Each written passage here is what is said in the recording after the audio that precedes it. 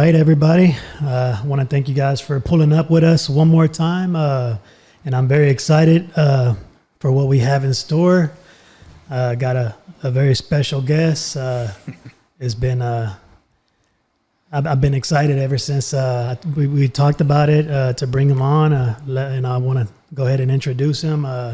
We got Joey Chavez, aka TV Dinner, on the show here this evening, man. Yeah, man. We met a few months ago, back in late October, and man, it feels like we made a deep connection, and it's almost like we've been lifelong friends ever since we've been talking and hanging out, and yeah, you've shared so much with me, and it's a lot of interesting stuff that you've shared, and just stuff that I feel like could inspire other people, and just talking about your journey, your walk of life, where you come from, and man, so many highlights that you've shared with me, and it seems like we got a lot to cover, man. So I just want to jump right in, bro, and just give you a welcome. We're glad to have you here, bro. Just very excited, man. To have you here, and so without further ado, man, Tell a little bit about your childhood, man, your background, where you come from. Let everybody know where you were born, and yeah, man, it's been a journey getting to know you. It's been awesome. Hearing that story really quick that you just told me about how I was kind of standoffish when you first met me, and then to the point where we're at right now in such a short period. It's easy to open up to you, and I feel like we've known each other for a long time. And, yeah. It's easy. It just comes easy, right? It comes natural. Right. And it's hard to find that, right? It's hard to find those kind of relationships. Yeah. And I think how we met was a little bit different, right? Because, you're coming out and working out with us and that F3 mentality. And so that made it a little bit easier, but I'm not one that really kind of connects with just random people, right? Like, at work and this and that, but, it was a good situation. And yeah, man, I'm happy to be here. Much respect for what you guys are doing. And, I've learned a lot from you in the short period of time that we've known each other, and I'm super excited to be a part of it. Yeah, I appreciate it, bro. Yeah, we've become F3 brothers, man. And, like I was telling you, like it didn't seem like we hit it off so well at the very beginning, but, it was a pleasant surprise that you reached out to me one time just randomly. And I was excited about it, man. And, and here we are, man. Look what's evolved from that, man. And, I just getting to hear your story, man, all about you, your family, where you come from. I was like, man, you could help out a lot of other people that are following in your footsteps, going down the same journey that you are. You just have a lot to tell, a lot to share, and so I wanted to create a space and an opportunity for you to be able to do that, man, because you've blessed me in the short time that we've known each other. The feelings that you share are very mutual. So, yeah, man, I'm very excited, man. So cool. That you, we were able to make it happen, and that you're here, man. So yeah, man, just tell us, a little bit about what your childhood was like, man. Yeah, when you say it like that, kind of looking back on my life, growing up wasn't anything crazy, right? Like, yeah. Fast forward to now, it's like I have done a lot, and I pay a lot of that to how I was raised. Yeah. I've had a lot of success in my life, but a lot of success that was earned through a lot of hard work. Right. A lot of hard work, a lot of blood, sweat, and tears have gone into my life to help me get to this point. And I pay tribute to that, to how I was raised and the family and my parents, man. So I grew up in Southern California, right? Diamond Bar, California. I had an older brother, a younger brother, and a sister. So there were 6 of us in the house, right? 3 other siblings. And we're all pretty close in age. Yeah. We're all within 2 or 3 years of each other. And, okay. My mom was a stay-at-home mom, right? So she was there pretty much for everything. My dad was a grinder, man. He didn't change careers a lot growing up. He always had his own business. So earliest memory is my dad owned a roofing company, right? So we'd be at the shop running around. Yeah. One specific memory is, we're out there playing ball in the shop, and the ball goes on top of the office, and I climb up to get it, and I fall through the roof of the office. So he did that for a while. Then he transitioned into owning his own business, manufacturing Harley Davidson parts. Oh.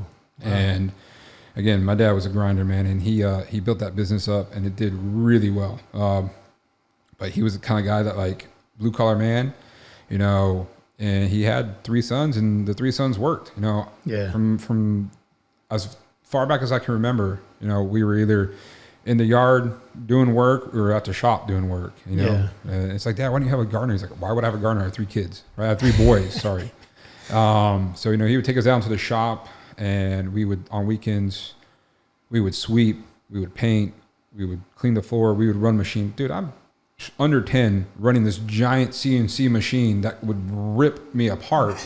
And I'm standing there, you know, pressing the stop go button. He's like, listen, this is how you change this part. You hear a weird noise, just hit stop, and I'll come over and check it out. Just sitting there for hours changing parts, you know. Just my brother over there doing it. My uncle was in the shop with us. Yeah. And, you know, he had a couple random guys. But, yeah, man. So we did that for a long time. And I would say 2007 when that recession hit, Yeah. you know, people weren't buying Harley Davidsons. And it really affected his business. And, you know, ultimately having to just break it apart and kind of sell off pieces to it, which was a real bummer. And he got into real estate and commercial real estate and did really well with it. So again, his work ethic, he kind of always instilled into us, right? You earn everything you have. Right. You know, he gave us a very good life. By no means were we wealthy people growing up, but we had a good life. We never went without, right? We had a beautiful home that we grew up in. We went, you know, we owned a lake house growing up in Lake Havasu, so we'd drive out there. Okay. My mom would take us out there on the weekends or any vacation we had or summertime. I mean, we'd be out there for 2 or 3 months in the summer when we were younger and didn't have sports and stuff like that. Yeah.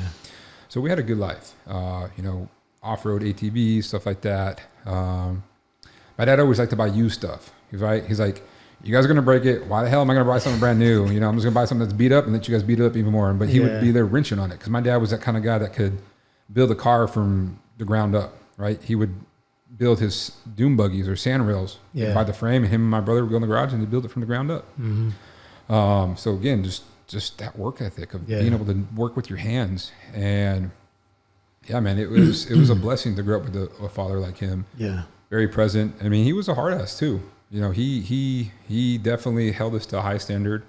Right, you have to wear shoes anywhere you went. You had to wear a collared shirt. You had to look put together. Yeah, he didn't want his boys looking like slobs. And I think that again, just a testament to who he is. Right, you take pride in what you look like when you go places and when you're out in public. You treat each other with respect, right, and you work hard. Again, you know, he used to always tell me, he's like, "What are you doing today to be better than everybody else?"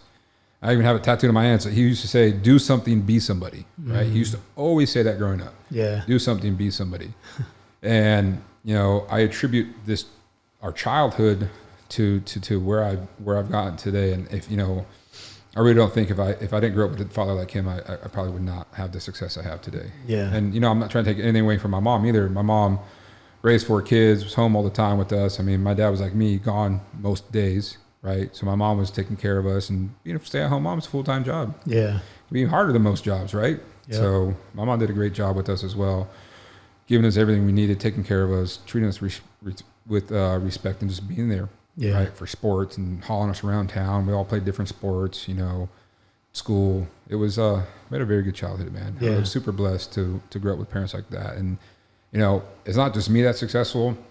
All of us, all 4 siblings, we are all successful. My sister graduated from UCLA, top of her class with honors.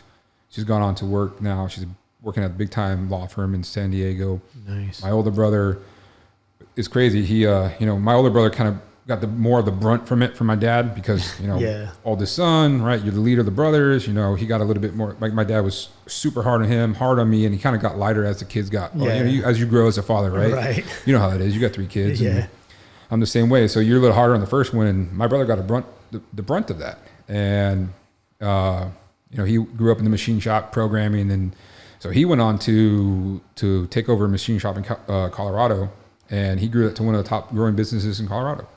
And so he had, you know, he was at the top of his career, right? Yeah. Me, I've had a lot of success in my chef career, and, you know, I've done really well, and you know, so that, and then my little brother, right? He's a river raft guide, he's a hunting guide, and he, you know, he's one of the top performers out there in Colorado in the mountains. We've all, in our own certain fields, have had a lot of success. Yeah. And I think that's, you look at a family of 6, to see that is super rare. Yeah, there's usually somebody that has some kind of drug issues or some kind of issues. Yeah. And I think it really just pays a testament to how my parents raised us and the kind of people that they are. That's awesome, man. Yeah. And so I know you have a sports background. So at what age did you start getting involved in sports, and what sports did you participate in? And we played everything. Everything. Yeah, all of us, we all played everything. I mean, baseball, soccer, football, all of it. We all did it. You a little kid, you play in the little leagues, right? Yeah. We did a little bit of everything. And I was never a very athletic kid. I was always a chubby kid. I was a big kid. I was tall, one of the tallest guys. I was one of the older ones in classes, and I was always chubby. Yeah. And so naturally not a soccer player, right? Naturally not a basketball player. I wasn't very good at football either, because I always had to play, I'm a 5th grade playing with 8th graders. So I was never, athletics was never something that came naturally to me. It didn't really start coming to me until I worked my way into high school and started playing high school football. And my freshman year is really where I found my confidence. I found my ability to be able to throw people around, and I was one of the top offensive linemen as a freshman on my team, which was cool. I got MVP, like offensive lineman of the year for my freshman year, and it just kind of went up from there, right? Sophomore year I moved up to varsity and was a starter on varsity as a sophomore, and then going into my junior year, I was projected to be one of the top offensive linemen. I mean, I'll never forget my offensive lineman coach. He told me, he's like, dude, you could be one of the best offensive linemen that's ever come to this school. He's like, it's just up to you if you want to get there. Yeah. And my junior year, my career started out like that. I was having great games, and I ended up breaking my ankle during practice. Somebody fell on it, and that just started a whole bunch of drama, because the coach is like, oh, you can just tape it up and play, because we had a big game that week. Like the guy I was supposed to be playing again was an all-district guy, and everybody was looking forward to that matchup. Well, I got my ankle rolled up. He's like, oh, bro, just tape it, go. And I was like, dude, I can't even walk. Like, how am I supposed to play? So I didn't. I ended up getting a cast, and he hated that. Yeah. And, we were supposed to have a great season that year, and that game, that defensive lineman ended up destroying my backup, and we lost that game. And from there on, my high school career just was never the same. Yeah. I felt like he always held that over my head. I came back from my ankle being broken, and I didn't really play much the rest of my junior year, and going into my senior year, I think he still kind of held that over my head, and I didn't play much. I have all the old coaches coming up to me like, dude, you should be playing, you should be there, but it just didn't happen. It is what it is. But I was good at playing football. I was always a stronger guy. I was never an athlete, like I said. When it came to running, I was always the last one. Yeah, always the last guy. Being a little bit shorter on side for offensive line, heavier side, right? Just running was just something I wasn't good at. And then working my way into college, I knew I was good. I believed in myself, and my dad was a big one that really believed in me. He's like, you can do it. You can go, if you want to go play college football, you can do it. Yeah. He's like, I will help you get there. I will make sure you get there. At times I felt like it was more his dream than my dream. You get that sports dad that kind of just pushes the kid. But I'm glad he did. Because when I was 18, it was like, all right, I just want to go cook. I want to go be a chef. Like, being a chef was what I wanted to do growing up, always. Even in 4th, 5th grade, I'm going to be a chef, right? I'm out there pulling out barbecues, lining up barbecues in like 4th grade, and so I really wanted to do that. But he's like, dude, you got to go to university and get your 4-year degree. Like, he's like, I don't care what you do, where you go, but you got to get a 4-year degree. Yeah, that was kind of like his rule, right? So he really pushed me to go to college, and I don't know how it came about, man, but he put a lot of money and time and effort into me, and had me have special trainers. And I had a strength coach, I had a running coach, I had a nutritionist, and then ended up walking on at Boise State and making the football team. Wow. Big time Division I program, right? So again, a lot of that, that work that he put into me, but also a lot of it came from, again, that work ethic he instilled in us, right? Because I went out there and I had to earn that spot. Yeah. It took me all summer, working out with the team. Like, I get up there, I'm not nearly in the shape I need to be in for that level of football, and I get out there, man, and they just kicked my butt all summer long, right? Yeah. They would have me, when the team was lifting, they would have me doing cardio. When the team was doing cardio, I was doing the cardio with them, and I would have to stay after extra and do more. So I was working out 3 to 5 hours every day. having to earn that, right? Put that work in, and ultimately ended up earning a spot on the team because of it. Oh, wow. But again, because that work ethic. Yeah. And so I played at Boise for a year, and I ended up transferring. I ended up quitting the football team after the first season. I was like, football's not for me. I was like, I did it. I made it. I proved everybody wrong. Like, that's good enough for me. I don't want to do this anymore. Because when you play at that level, man, it's every day, all day. Yeah. Right? You're waking up 5 o'clock in the morning. You got tutoring. You got to go check in for breakfast. You got your coach standing outside your class, making sure you're going to class. You got weights. You got film. You got practice. It's just, they own you. And it was just a lot. Yeah. You know? And plus, it was my first time being away from home, and I got in a lot of trouble. Partying, drinking, doing, the typical college thing. Yeah.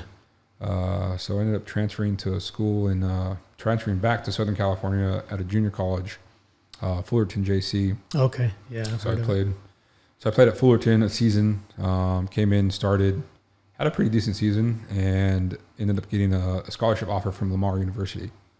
And they were just bringing back their football program after like 25 years. And, they needed some older guys to come in who had experience, and they came out, they found me. And so I moved to Beaumont, Texas, man. Going from Boise, Idaho to Beaumont, Texas. Yeah. Beaumont, Texas. You're from that area, it's different. There ain't nothing like Southeast Texas, right? Yeah. That was kind of one of the connections that we made, that we shared in common was when I found out that you were from that area. Well, you went to school over there. Yeah. Because that's where I'm from, Port Arthur, the Golden Triangle. Golden Triangle. Yeah. So being there, like how much time did you spend in the Beaumont area? I was in Beaumont so I played I came, about 4 years almost. Okay. The first year I was there, it was the rebuild year. There wasn't a football season, so I lost a year of eligibility. But that was a crazy year because we pretty much just partied. Right, we worked out a little bit, and I actually ended up getting up to like 320 pounds because we were drinking every weekend. Oh my goodness! Doing silly things, man. Smoking weed all the time. Popping pills, going out, partying, like the typical college athlete. Yeah. Right. And then we finally it came time like, all right, we're playing this coming next year. Like, you guys got in the shape. So they finally got us a strength and conditioning coach, and the program started getting more serious. And, so we really started getting after it. And I knew I only had 2 years left of football in my life. So I really bought in and worked my butt off. Again, going back to that work ethic, man. And, just getting after it, getting in shape and trying to be the best version of myself in that side. And, I'm on a full scholarship to the school. And that's one of my biggest regrets is not taking advantage of being on a scholarship, right? I got my school paid for. I got money to, live, and I kind of just partied. Yeah. If I can go back in life and be like, hey, to talk to myself at a certain point in my life, I'd be like, listen, take school more serious while you're having it for free. Yeah. Right. I could have got an accounting degree, a business degree, a master's degree, but for me, school was just a big party. Right. I barely read. I graduated from Lamar on the dean's list, but that was, I don't know how I did it. I did my work. I showed up. I did stuff. And so I'm not really sure how I graduated on the dean's list, but I did it. I made it. I got my degree. But I could have taken it a lot more serious. I could have taken that more serious, and I could have taken my fitness. Again, drinking, partying, eating like crap. Like, it's just kind of that college life, man. Yeah, and then over there's like not really much to do, besides get involved in all that. Yeah, go down to Crockett Street, right? Street. That was it. You go to Crockett Street, you hang out in the dorms, and you drink. Yeah. You drive around town and get into trouble. Yeah. Right, and that's the only thing to do down there. Yeah. So I was down, and once football ended, that's really when, I go from having my life controlled year round to nothing. Right, like it was crazy. My senior year, I blew my knee out. I tore my ACL in my right knee, like second to last game of my career. I've never tore my ACL, never had a major injury like that. And I blow my knee out. So I finish, my senior season in crutches, which was kind of sucked, to be honest. But I got surgery, and they ended up putting me on scholarship the following year. So I should have graduated and been done. But they brought me back as a graduate assistant. I say that in quotations because as a graduate assistant, you're supposed to be helping with the program. And, I think they just did it because I tore my knee and I'd been there for a while and they liked me. So they gave me another year of scholarship, which was which was great because, right, football ends, I'm rehabbing, I realize I have all this free time. That's when I started to take life a lot more serious, because I lost most of my friends overnight, right? You're with these guys day in and day out, working out, there, everything. When you graduate, man, like it's like that, just gone, all of it. And, you know, my buddies, what are they doing? They're out playing football. They're out practicing, working out with each other. They're still going through it, but I'm the odd man out now because I'm not there with them every day. Yeah. And so I lost a lot of relationships and it got really lonely. But I didn't dwell on that, right? I knew, all right, well, now I can focus my energy into other things. And that's when I started really cooking. I was working in Lake Charles at a place called La True Sauvage, a small fine dining Mediterranean restaurant. I was working at Koi Sushi Bar in Beaumont as well, and then other odd-end cooking jobs, and as well as a bouncer on Crockett Street. Right? And being a doorman at Star Bar and what was that other? Tequila Rock. Yeah. So I got to be good buddies with the owner of Tequila Rock, Adam, and yeah, man. So I dove full head into working. Right. So what did you get your major in? So, what did you get your I graduated from Lamar with a general studies degree. Oh, general studies. Yeah, okay. So a whole lot of nothing. Yeah. I did get my culinary arts degree from Lamar. That's one of the main reasons I did pick Lamar is because they did have a culinary program. Okay. But again, being with football, I didn't have time to do the cooking classes, right? Because cooking classes were afternoon labs and they would go till late night, and I always had to miss them. Yeah. So again, I didn't really start cooking until that last year I was down there, and I was really able to dive into the culinary program. So I graduated I have a general studies, a BA general studies. I have my culinary arts certification. Okay. And at that point, I'd graduated from Fullerton. I had my AA in social studies. Okay. So I have 3 pieces of paper. Yeah. And a piece of paper said I graduated on the dean's list. So yeah. So then you started taking these restaurant jobs, like you said, in Lake Charles. Yeah. And then right there in the area, in the Beaumont area. Yeah, man. Again, I knew I wanted to be a chef, and I finally had the free time to do it. And as soon as I started working in restaurants, I was like, this is it. This is what I'm meant to do. Yeah. I knew it, and I loved it. You know, again, it reminded me a lot of football. You know, the team thing. You're there working hard. Not everybody can do it, and it's all, you know, people who work in restaurants are misfits, right? And then I was always figured myself as a misfit too, right? I was always kind of the black sheep of my family with tattoos and a different mindset, moving away. Like I was the first one to really move away, even though I wasn't even the oldest, right? So yeah, man, I started working, like I said, the Koi Sushi Bar, came in there, and, you know, the guys that owned it, Tony Fenn and his name, Huy Nguyen, 2 Vietnamese guys, partners that were up in, they had the sushi bar. I came in there and I just worked as a hibachi cook inside the kitchen. So they didn't have hibachi tables. We did all the hibachi in the back kitchen. Yeah. So I started working like that, man. And then through Lamar, I got connected with the guys. So Dr. Molly Dahm, who ran the culinary arts program at Lamar, she had this relationship with this chef Arthur Durham out in Lake Charles.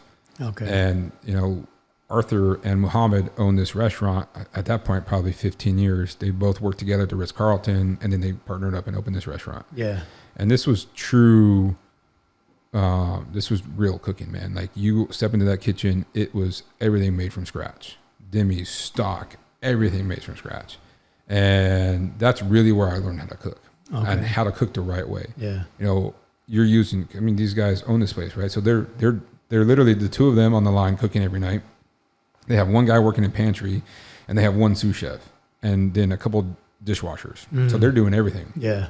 And when I say making everything from scratch, they're making everything from scratch. Stocks, demis, pastas, all the pastries are made in house. You know, they did the wine program.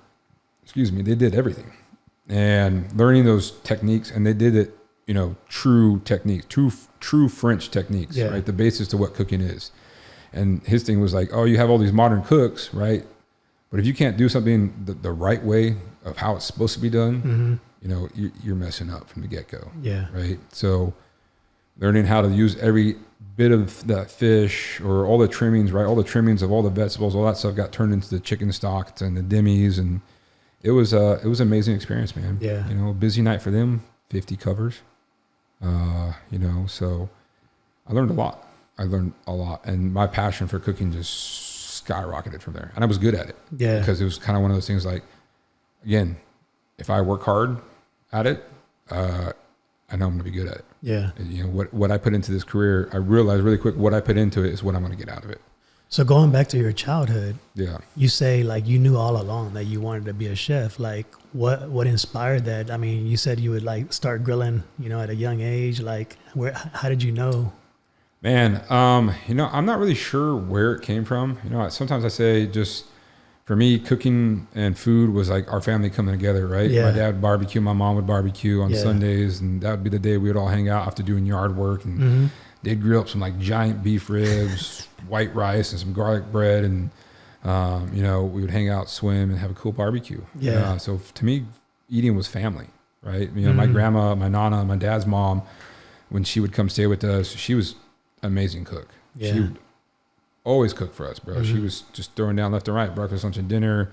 Her and my uncle Junior, they could really cook, and I just fell in love with it. I love watching them do it. I love cooking with them, and yeah, man. So that's what really inspired it. And I don't know where the chef thing came from. Yeah. You know, just I think that's just when I can remember. It's like fourth grade. Yeah. It's just And back then, did you have the presence of mind to know that you could make a career out of that, or are you just like, Yeah, you know, I'm gonna do this. My mind is set on. You know, yeah. I knew back. I mean, my mind was set. I'm going to be a chef. Yeah.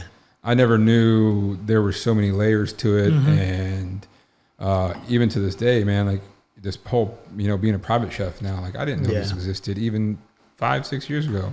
I never thought I'd be on this path. Yeah. Yeah. But yeah, it was always, there was nothing else, a chef. There was at one point, maybe I wanted to be a cop. It's when I left Boise and I went back to Fullerton, and I didn't know if I wanted to play football anymore. So I hadn't started playing football at Fullerton yet. I was working for my girlfriend's dad at his car dealership. Yeah. As a porter, washing cars. Yeah. Yeah. I was like, man, I do not want to do this for the rest of my life. I was like, I'm going to go play football at the junior college Yeah. and go get a scholarship because I don't want to be doing this anymore.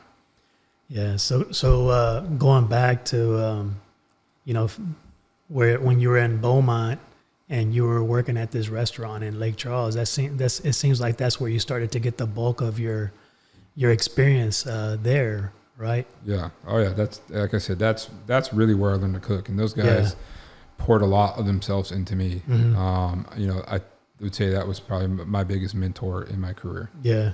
And how long did you spend there? I was there probably, man, only a year and a half. Oh, really? Yeah. Because and you feel like in that short amount of time, you like, I learned, I was a sponge. Yeah. I soaked it all up. And that's the thing about me is I've progressed in my career, especially in the beginning of my career, pretty rapidly. Yeah. Because again, work ethic, and I just did everything I could to learn. And I was an open book. I was willing to learn. You know, some people they think they know everything. Yeah. No, man, I tried to learn everything. Yeah. And I would go in on my own time and learn from them. And then, you know, they'd tell me how they work for the Ritz-Carlton. So I was like, well, man, maybe I should go work for the Ritz-Carlton. So at that point, I had applied to the Ritz-Carlton all over the country, probably 30 different Ritz-Carltons. Yeah. And I ended up landing a job in Colorado, in Avon, Bachelor Gulch, up there near Vail. Yeah. And so I got that job as a cook 3, the lowest tier cook. And, I decided to go. You know, at this point I graduated my, bachelor's degree. I'd started my master's in hospitality. Okay. And, you know, with going to work at La True Sauvage, Molly Dom, she really wanted me to be involved in the program because she felt like they were putting a lot into me. And she wanted me to stick around, but I got the job at the Ritz-Carlton, and I was like, I'm gone. Let's go. Yeah. So I literally sold everything in my apartment, gave most of it away to my friends. I had this rinky-dink little Jeep Cherokee, whatever I fit in there, I fit in there, and I drove up. I knew I had to be at orientation at a certain date. I didn't have a place to live. I barely had any money. But I was like, I'm going. Yeah. And so I drove up, and yeah, man. I went to an orientation, met a couple different dudes, and we all got a place that day together. Yeah. So it seems like at that point you started really transitioning into adulthood. You know, you started adulting, and you know, like you said, packed your stuff up and made your first career move. Yeah, to the Colorado area, right? I did. I put my big boy pants on at that point in my life, man. I knew I was good at cooking. You know, hearing it from a chef like Arthur, you know, him telling me that like he sees me having a very promising career in this field meant a lot, because I know he'd been around a lot and he knew a lot, and I respected that man. Yeah. And so I fully bought into it, and I knew like if I wanted something to happen, I had to go make it happen. Yeah. So you pull up out there, and what happens next? Man, I get out to Colorado. Like I said, really nothing set. Just I know I have a job. I know I'm gonna start making income in 2 weeks. Yeah. So I get up there and, I go to orientation. I ended up finding a room to rent for the first couple nights. And then during orientation, I met a couple of dudes, and like, they're kind of the same thing. They all did the same thing, but they weren't cooking. They were like front of the house, like desk managers, valet parkers. Okay. And it's like, dude, we don't got a place to live either. Let's get a house. So there was like 4 of us that came together, and we got a house. Okay. At this time, like I said, I was a cook 3. I started in the generic restaurant that was in the hotel, and you know I was garde manger, or you know the salad side, cold station, right? And that's usually where you start, is the cold station. You got to learn to make salads, learn to make dressings, learn the basics. Yeah. And that's pretty much where everybody starts, right? You traditionally start as a commis or a prep cook, and that's pretty much what that was. You're a prep cook. You're making dressings. You're making salads. You're putting like fruit platters together. You're not really touching real food, like cooking, right? Like that's the real stuff over there. So that's where I started. And again, I went full go, man. I moved there for a reason. Thing about me is I got my partying out in college. Yeah. You know, the girls, the drugs, the drinking. Like at this point, I was over that all. Yeah. I stopped drinking. Well, I don't want to say stopped drinking, but I stopped doing a lot of it, right? Yeah. I still go out and have fun, drink and whatnot, but like that wasn't my main focus anymore. Yeah. My main focus was my career. And again, one of those things where I get up there, you know, I start doing really well right out the gate, because I'm an open book, right? I knew I have to learn, keep my mouth shut, and I just start banging out my station, right? Yeah. I'm there soaking it up from the sous chefs, learning from them. There's a guy, Joseph Wickham, that was like the supervisor of that restaurant and of the kitchen, and I learned a lot from him. Yeah, you know, him and I became really good friends. I would sleep on his couch all the time. So I just started learning, man. Again, starting from scratch and learning as much as I can, working as hard as I can, and going in and working for free. Yeah. Right. And there was this opportunity. It's crazy how it happened. They would offer sushi in the great room, or the main room of the hotel where everybody would hang out. You know, there's a big fireplace. People would come hang out after skiing and drink champagne, and so they would set up a sushi bar. Well, one weekend the sushi chef didn't show up, and they're like, "What?" They're freaking out, running around, like, "What are we gonna do? What are we gonna do?" I was like, "Hey, I know how to do sushi. I've just been running a sushi bar for the past 2 years, right?" Like, all right, Joey, go. Like, go up there and do it. Just get it done. You know, get through this weekend and we'll figure it out. So I went out there, did it the weekend, and you know, there was another restaurant in that hotel called Spago, Wolfgang Puck Spago. It's his fine dining restaurant, and the chef that was running, his name was Jared Montalvo. And you know, I went out there, I do the sushi, and he helped me out a little bit. Well, he helped me out a lot of it, and you know, we built a relationship through that process, and you know, had a super successful weekend.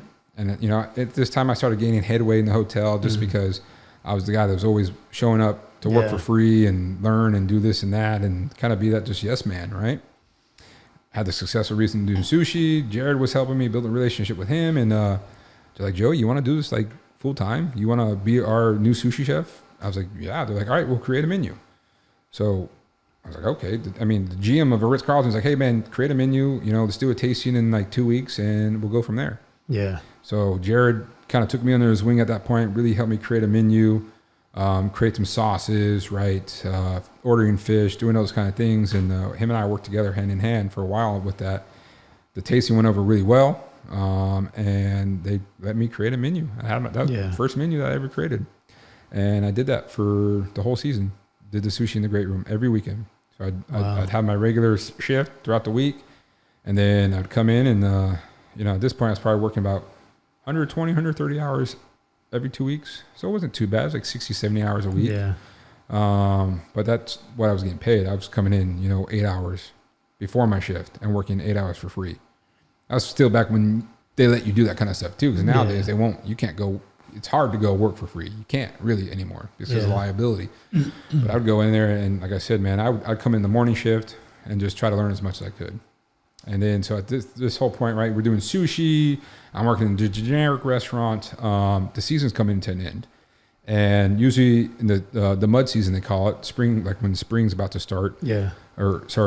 Spring's about to start. Winter's ending, spring, April, May time. From that spring to summer, the hotel closes. And a lot of guys, they go just travel the world, party, do whatever they want to do. Yeah. Well, Jared's like, man, I want you to come work for me. He's like, I want you to come back, next season, and I want you to be on my team and work for me.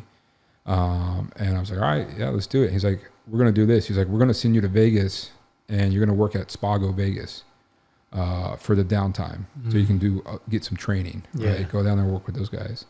I was like, what? He's like, yeah, we'll go down to Vegas. You work in the kitchen with those guys, and you'll learn. And dude, that was crazy, right? Because now, like, I'm coming from Beaumont, never really doing much. Yeah. I'm in the mountains of Colorado, kind of hanging out, slinging sushi, and then now I'm going to Vegas to work at one of the top restaurants in Vegas, right? Yeah. Spago, like Wolfgang Puck, like this dude's worldwide. Yeah. This is his flagship restaurant. So I go down to Vegas, and I'm working at Spago, man. I kind of get down there and start as a commis. And for that season, they knew I was just there for a couple, I think it was 8 weeks. So I ended up shacking up with one of the sous chefs. She had an extra room in her place. I loaded up my car, drove down there, and was down there just hanging out, learning, man. Again, it was one of those things, like, they paid me, but I was going in super early, learning how to make pastas, right? That was the cool thing, is learning how to make the pastas from scratch. That's something that I still carry with me to today. It's one of my favorite things to do, is make pasta from scratch. And butchering and pastries and the grill cooks, the garde manger, the pasta station. I was just down there learning, man. It was an amazing experience. What's cool though is like your time that you spent at Koi set you up. Yes. In Colorado. Yep. For that little opportunity that opened up. Yeah. For you to be able to capitalize on that. Yep. And that led, to Spago in Vegas. You know. It's crazy how it really all plays into that, and how it's all kind of like fell into place. That's why I say it's really crazy how my life how I've gotten to this point in my life. A lot of it's come from a lot of hard work, but it's also being in the right place at the right time. Yeah.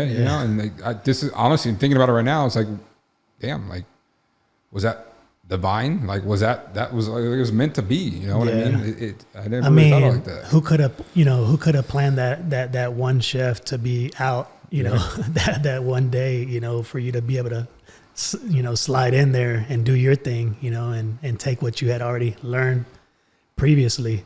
Yeah, man, it's crazy how kind of the dominoes fell into place for that all to happen. And exactly, this is the first time I'm actually really thinking about it like that, and I've never really actually put that together. And you were probably a young 20-something year old whippersnapper. How old were you? About like 21, 22 yeah. At that time. Wow. Yeah. So I was 21, 22, man. And, and at that time, you don't really have the presence of mind to really think of it that way. Yeah. 100%. To reflect and be able to understand, like, oh, I was at this point, like I said, I got the partying out of my way, and I was pretty mature because I started traveling and cooking and doing these things on my own, and, being on my own, away from my family, and yeah, man, learning how to be an adult, and never really thought about it like that, right? I never. Yeah, even your ACL injury. Yeah. The downtime that created. Yeah. For you to be able to start exploring. Yeah, that's true. The whole culinary side of things. That is. Got me thinking now. And it's like, it's kind of like the scripture coming alive, where it says that all things work together, for the good of those that love Christ. You know what I'm saying? Yeah. And, like piecing all that together, like when you think of an ACL, who wants to suffer an ACL injury? Yeah, but there's a reason, we tell ourselves all the time, there's a reason for everything, but when you're able to relive this and kind of go back and, now it makes more sense. It makes a lot more sense because at the time, that was a time in my life, like I said, I wasn't making the best decisions, wasn't doing the smartest things. Yeah. And, growing up, going to a Lutheran school, going to the Catholic old boys school in high school, religion was in our family, right? Mm-hmm. Being a Christian was there. And, I'd kind of walk away from my faith at this point. Yeah. You know, it wasn't anything I was worried about. I wasn't worried about God. I wasn't worried about praying. I wasn't worried about going to church. Like, Yeah. at this point, I was kind of like, is there even really a God? Yeah. You know, I feel like a lot of people go through that. You question. I don't know. It's at that point in my life where I was questioning that for a long time. Yeah, and like you said, it's probably like in the distant past, you know, in any thought about God, and you know, you're kind of making moves and making headway through life, and you know, a lot of times you think that it's you know, who's making it happen for yourself. You know, it's a self-made thing, you know, something that you've done on your own, and when you see the chain of events, how it all happened, man, it's like, you know, one thing led to another to get you to where you're at, you know, at that point. Yeah. And no matter how far away we get from our faith, you know, like it says many are called and, you know, few are chosen, and the steps of a righteous man are ordered by God, you know, and hearing your story is like, you know, I can't help but to like just see the map. Yeah. You know, how, and seeing the trail, you know, that led you from SoCal to Boise, Idaho, then back to Fullerton. So when I got back to Fullerton at that point, that's when I met Katie. Katie and I were friends. Okay. Right? Yeah. So that's, I mean, just kind of as you're walking through this map and piecing it all together. I mean, that's when I met my wife. I mean, she had a boyfriend at the time. I had a girlfriend at the time. We were just friends. Yeah. And the crazy thing about it is, I always tell Katie this, and she'll say it too, is the only reason I got the scholarship to Lamar was because of Katie. We had a Spanish class together. The summer before I was supposed to take my scholarship in August, I had to pass this one class. And I would not have passed that class if it wasn't for Katie. The teacher didn't like me. I was a typical jock at that point.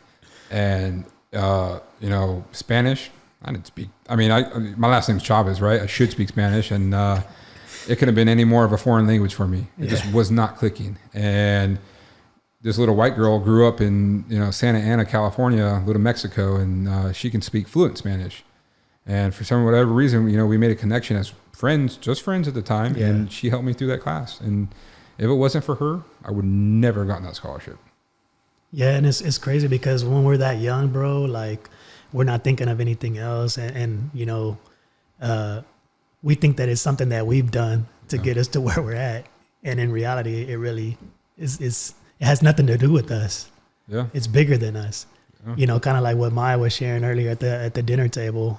You know, about, you know, this whole process for me of finding a job. You know, that. You know, thinking that like I did anything to get the job that I landed, you know, or that I did something wrong to, you know, botch another potential job. You know what I'm saying? Yeah. It really wasn't up to me. It's a plan, man. It's already set there. It was already set. You know, I've never been one to really believe that, right? Like our lives are already planned out. Like I've always been one to believe that, like, no, we control our destiny. We control the outcomes of our lives. Like, but as I've gone on this journey, it's, you know, things happen for a reason. Who would intentionally blow out their ACL? Right? Exactly. You know, that's kind of, you know, who would do that? You know, who quits and walks away from playing big time football at a big time school? If I would have stayed at Boise, I never would have met Katie. I never would have went to Lamar, and then who knows if we'd be sitting here right now? Yeah. Right? Having this conversation. Yeah. So then, like, at what point did you reconnect with Katie? Like, you went to Vegas, you were there. How long did you spend there? So Katie and I at this time had always been friends, right? Mm-hmm. So when I would come home from Lamar, we would hang out. Okay. You know, I had on and off girlfriends, dating people. She had on and off boyfriends. Mm-hmm. There was never a romantic, we never hooked up, never kissed, nothing. Just strictly platonic? Strictly platonic. And she was one of my best friends. And I started having feeling, I say strictly platonic. I always secretly had a crush on her. Yeah. And, you know, she jokes that's why I kept her around, because I did have a crush on her. And, you know, as we started getting older and moving along, and, you know, I'd come home, and there were times like I started coming home and be like, you know, what's up? We're ever go on a date or something like that? She said, no, we're friends. I was cool with that. Whatever, we're cool. I'd rather have you in my life than not have you in my life. Right. And I would never. She was the one girl like I never made a move on. At this point, I never had confidence issues. I'm a very confident guy. That was my next question, because you describe yourself as a chubby little kid. You weren't picked, for and all those experiences as a child. And going through life. Being an offensive lineman. Because of your size. Yeah. So it's like you said you were. I never had issues. I've always been a very confident guy. I've been a bigger guy my entire life. Yeah. But always played ball, and I never had an issue with being confident in who I am as a person. Okay. I got picked on as a little kid, like in sixth grade, like that affected me. But by the time I got to a freshman, and I was able to start whooping some butt, right? Like that's when I had my confidence. And from there on out, I never really had an issue with being a bigger guy. Yeah. And if I wanted a girl, I can go smooth talk. Yeah. With the best of them. Yeah. And man, there was never an issue. Girls were never an issue in my life. Yeah. And so for some reason though, I never really made a hard move on Katie. I'd kind of talk about it with her, but never really made that move. And so we're friends at this time, and she'd come out. She never came and saw me, but I'd come home, we'd hang out, and she ended up. So I don't know if I shared this with you, but my oldest isn't my biological son. So it's her kid. Yeah, you did. Yeah. So she ends up getting pregnant. We're hanging out when she's pregnant, when I'm coming home, and I don't know, it really started making me, her being pregnant and about to be a mom, I don't know, really made me start liking her more for some reason. And she had the baby, she had Jai, and I came home and hung out with him one time, and I was like, man, I love the kind of mother you are. And I really liked that. I really liked it. And that's really when I started developing feelings for her. Wow. And she just, long distance, didn't ever want to do anything, never really felt the way about me like that. And so when I was in Vegas at this time, she had Jai, and we were going to Lake Havasu, right? I was taking all my boys that I grew up with. We were going to go out to Lake Havasu for, I think it was Memorial Weekend. Right? What's around that time in May? Is that Memorial Weekend or Labor Day? Yeah, Memorial. Whatever, one of those ones, Memorial right? Day weekend. And so we go out there, there's like 12 dudes, and she's the only girl there. And at this time, I had really strong feelings for her. And I'd let her know, like, hey, I'm really into you. There have been times when I would call her and be like, hey, we're going to date each other? You're going to go on a date with me? She's like, no. I'm like, all right, cool. Then I'm going to go date this other girl. And I did that like once or twice. And so she'd come out to Havasu with us, me and the boys, and we really started to build a connection that weekend. We didn't hook up. We didn't even kiss, but we were more. She tried to kiss me when she was drunk. I was like, no, I don't want to kiss you. You're drunk. Like, that's how much respect I had for her. Yeah. And in the past, I would have taken advantage of that, man. You know what I mean? Most guys would, right? Right. And we built this connection. And that weekend, so I was getting ready to head back from Vegas. So I left Vegas, went to Havasu, and was supposed to be going back to Colorado. And I was in Havasu at my house the last 2 days by myself, just kind of hanging out, whatever, getting ready to go back to work. And she ended up coming back out with me by herself and her son. So we hung out for 2 or 3 days, just the three of us. Oh, wow. And that's when we kind of realized all right, we're there is something here. Yeah. And I always joke with her. I was like, she saw me as her meal ticket out. She saw the success I was having and what I was doing in my career. She's like, pun intended. Yeah, exactly. Right. And so she came out that weekend, man, we had a blast. That we had our first kiss. Still at this point had never hooked up. Like, we didn't hook up that weekend. We just kissed. And that whole summer when I was back in Colorado, we were talking every day. It was almost like we were in a relationship, like we were dating, long distance though, talking, and she was developing feelings. I was developing feelings. And at that point I was like, hey, why don't you move out to Colorado? Come live with me in my, I was living in a room in a house. I was like, come move in with me in my room and bring your kid too. And we'll all live together in the room. Obviously we'll get our own place eventually, but I want to do this with you. Because again, man, at this point I'd partied. I'd done a lot more than a lot of people have. Right. Yeah. And I was so career focused at this time. I knew what I wanted out of my life, and I wanted to do it with her. Yeah. And I told her, I was like, come live with me. And she's like, okay, cool, I'll do it. And so she came out in August. I think it was August 20. Jai is 12 years old. So that was 11 years ago. What is that? 2013. is when she moved in with me. She came, so she dropped Jai off in San Francisco with her aunt and uncle because they knew the situation, what we were doing. So like, hey, we'll take Jai. Like, go see if this makes sense for you, the two of you. Oh, okay. Go spend the 2 weeks as a couple and see if this works. Oh, wow. So she went to San Francisco, dropped Jai off, and then she came and came out to Colorado. And it was just meant to be, man. Like, we hit it off. She was there. So then we ended up going back and getting Jai and moved Jai into the room with us. And yeah, man, it just worked. Just that interesting little nugget of her having a support like that. Yeah. That would create an opportunity for her to explore, you know, if there's anything real there by offering to take her son and free her up for that. That's very uncommon. Yeah, it is. Even to this day, I don't know if she would have that, right? Like, it just fell in the right time, right place, right everything. It was just it lined up perfectly. Yeah, because most of the time, you know, those that support that you do have would probably be like, you know, trying to convince her out of something like that. Yeah. Like, what are you thinking? Like, you know, you're gonna take your boy and go live with this kid, this guy that you know, in a bedroom, you know, and doesn't even have his own place. Right. You know, they would be trying to talk her out of that. No, but they did the opposite. They fully supported her. That's wild. They wanted to go see, and it was just honestly, man, it was magical right out the gate. You know, I told her, I was like, I want to tell you I love you, but I don't want to say it because I know I love you. You know, I'll wait till you feel like you're ready to say it. And yeah, it worked, man. She was my best friend already. Yeah. And that was the first time we actually hooked up was when she moved in with me. We shared a couple kisses before, but yeah. Anytime we ever got truly physical, and it was, man, it worked. Everything fell into place. Yeah. So then you guys have that time together, those couple weeks, and then Jai comes and joins you guys. Yeah, man. And, you know, we had those couple weeks, and then, you know, we building a toddler bed in my room, right in the corner of my room. I'll never forget that. Oh, wow. And, you know, I didn't even talk to my roommates. I was like, are you guys sure you're okay with this? Like having a kid come live with us? And they were totally down with it. I told them too, I was like, listen, this isn't going to be long. It'll just be till our lease is up, and then I'll move out. We'll get our home apartment. So yeah, she came out, we got Jai, and it was a blessing, man. He was such a good boy. I always joke with her, Jai's the only reason I stuck around. Him and I built a bond, and I loved him.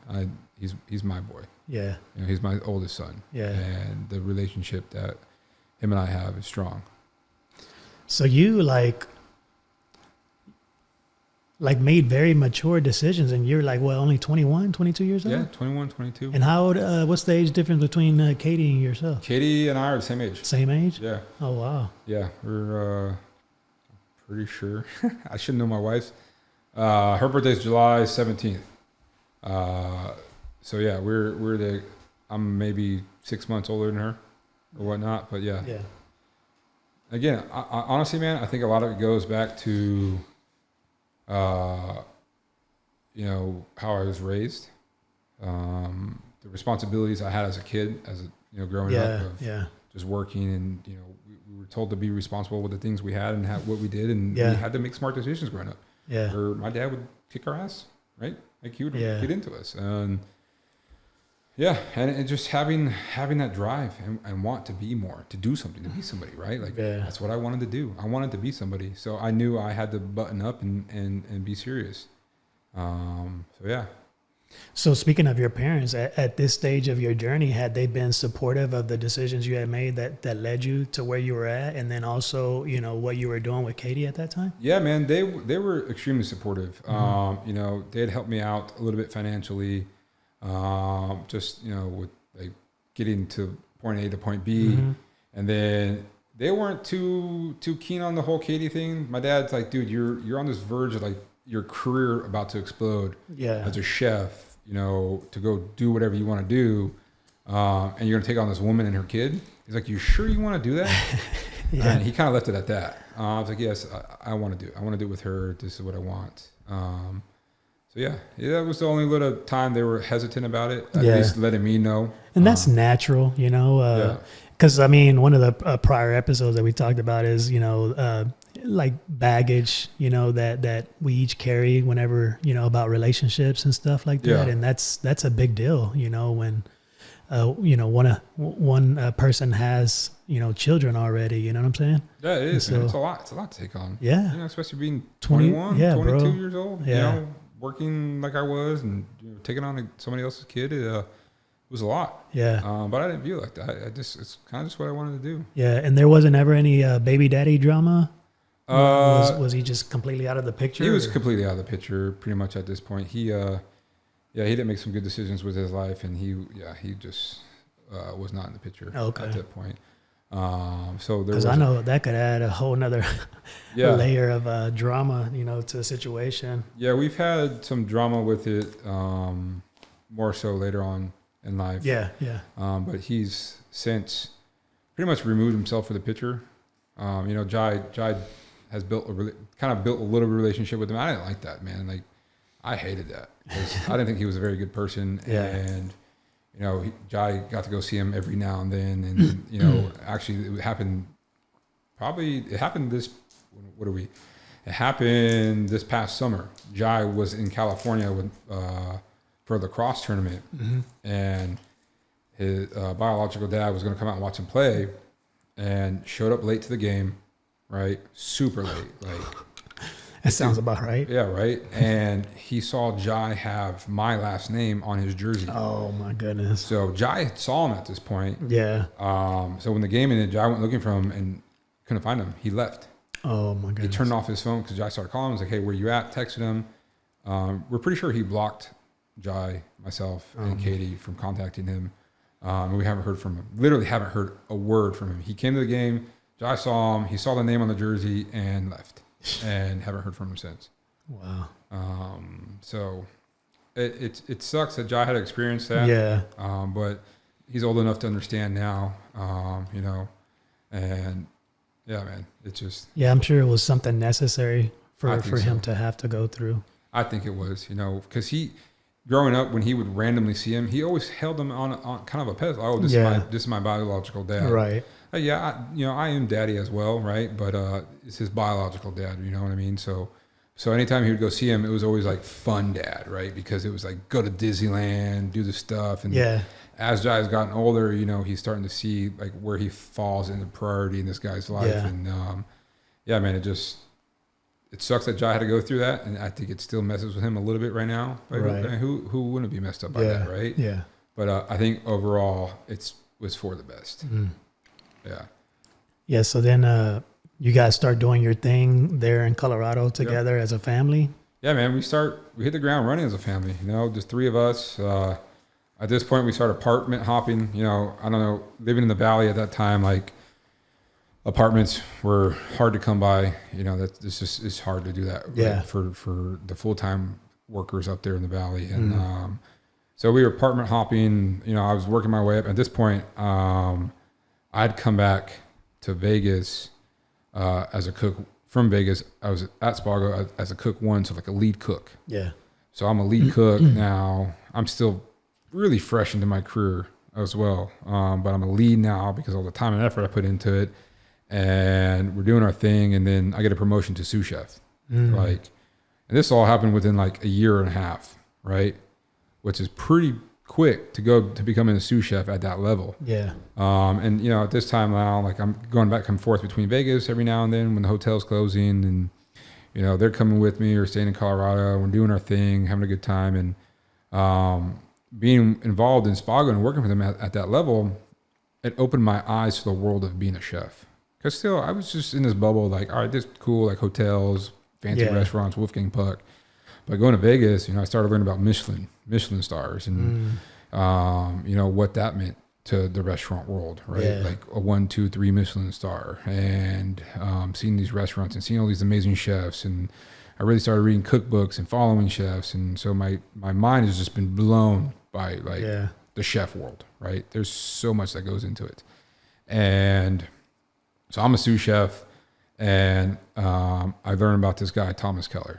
Right, Thomas Keller is the best American-born chef. He has the most Michelin stars out of any American-born chef. He has, I think at this moment, 7. He has 3 in Napa, 3 in New York. Sorry, 4 in Napa because he got a 1 and a 3-star in Napa and a 3-star in New York. And something I noticed is like, the reason I found is because all these good chefs I've worked with, or these cookbooks, or these top chefs in all these restaurants had all worked for Thomas Keller at some point of their career. So I was like, all right, you know, I learned really quick, you know, in this world, to be the best, you need to surround yourself with the best, right? And so what I did is started reading about him, read his cookbook, The French Laundry. I was like, man, I got to work for this guy. Like, this is the progression in my career. Yeah.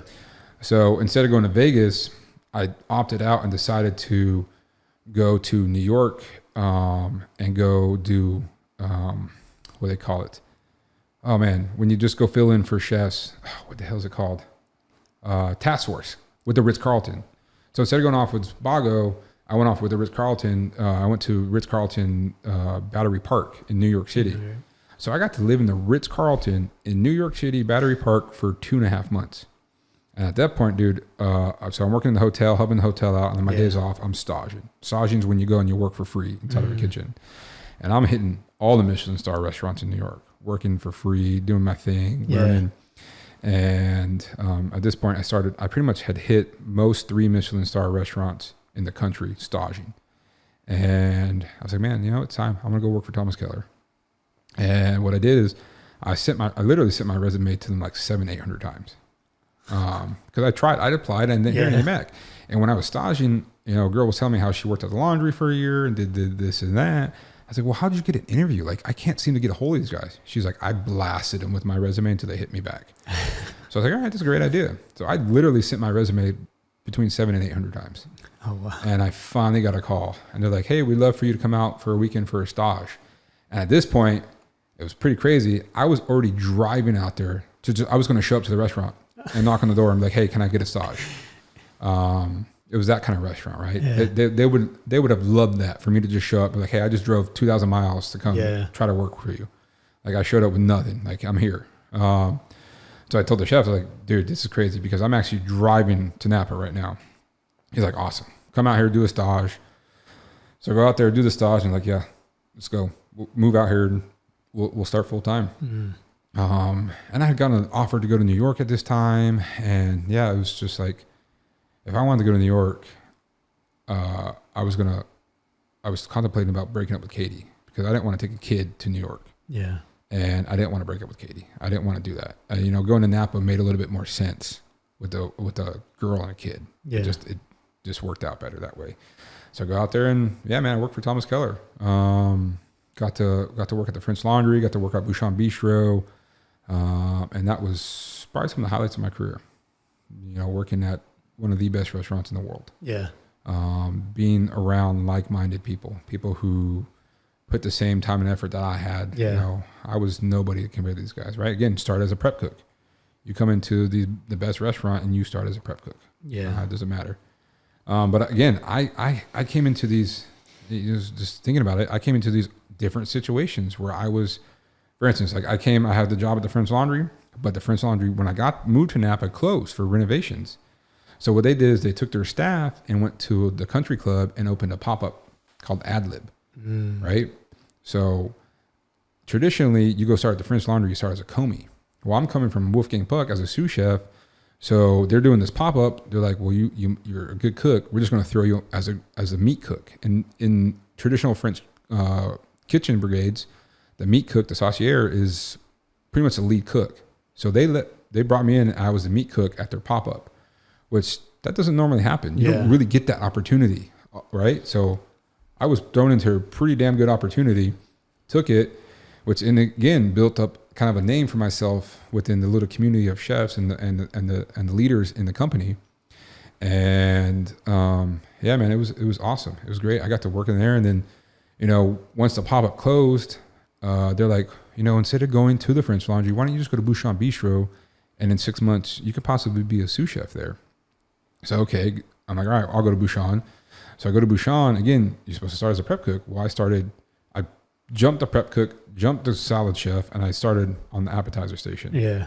I only worked there for like a month and a half, and then they moved into fish cook, and then I was about to move to becoming the meat cook there. And at that point, we had Kennedy. So Katie's pregnant at this point. Just moved to Napa. We didn't know she was when we moved there. And we found out when we were living in her aunt's. So at this point too, we're living in her aunt's garage. So her aunt lives in Livermore, and that Livermore is 70 miles from Napa Valley. Oh, wow. So I'm commuting 70 miles each way to go work. And I'm making, at this point, I'm making $13 an hour. Not making anything, right? Trying to live in Northern California, working in Napa, not making anything. You know, it took us a good 4 or 5 months before we found a place to live in Napa. And so we finally move up there. And at this point, we're barely surviving, right? We're barely paying rent. My parents are helping us out a lot at this point. Yeah. Giving us couple hundred extra bucks a month to pay rent, you know, to buy groceries. Yeah. I picked up a second job at a butcher shop, you know, opening up a butcher shop in the morning, and then I would go work, you know, my 16-hour shift at the other restaurant. And oh, wow. It was just a lot. Grinding, man. Dude, nonstop grinding. And, you know, it just got to the point where Kennedy came, and I was like, that's when I started really having to make the decisions of like, all right, now is it family or career? And I had to pit them first in this point. It was like, we just weren't making enough money. So what we did is I left Thomas Keller Restaurant Group, and I moved back to Southern California. We moved in with my parents, and I took a sous chef job at the Beverly Hills Peninsula in Beverly Hills, which is one of the premier hotels down in Beverly Hills. So at this point, you know, we moved in with my parents. I got 2 kids. I got my girl. Katie and I weren't even married at this point. We were still dating, engaged. And yeah, man, we're like, all right, it's time to do our wedding. So we ended up doing our wedding. We got married in Southern California at my best friend's. His grandma had this estate that we got married on, which was pretty cool. And did our wedding, did our thing. And I just wasn't digging it. I was not into it. I didn't like living in my parents' house because I'd done so much at this point, right? Yeah. I felt like I was taking a step back in my life, living with my parents. Yeah. And I was like, man, what have I done all this stuff for to be living with my parents again? Yeah, at this point, all my friends I went to high school with are still living with their parents, doing the same stuff. I'm like, I don't want this. This is not the life I want for myself. So I ended up taking a job in San Francisco, working for a guy named Charles Fan, one of the top Vietnamese chefs in the country. At one point, his restaurant, the Slanted Door, was the highest grossing restaurant in California, making $100,000 a day. Oh, wow. Dude, that's crazy. Imagine your restaurant's making $100,000 a day. It's wild. That's 1,500 covers for lunch, 1,500 covers for dinner. This restaurant is the size of a football field. It was crazy. It was crazy. I mean, a couple football fields at that point. So I ended up going up there and working for him in San Francisco. And again, man, it just, you know, Katie and the kids are at my mom and dad's house in Southern California. I go up there to go work at San Francisco. They're paying me $80,000, but $80,000 in New York ain't shit when you got 2 kids, man. Yeah. So again, you know, we're relying on Katie's family too as well. It's like I'm spending the night at their house, or really what I was doing was couch surfing a lot, right? I was sleeping on people I knew. I was sleeping on their couches in San Francisco throughout the week, and then I would drive home to LA on the weekend. And I did that for a while.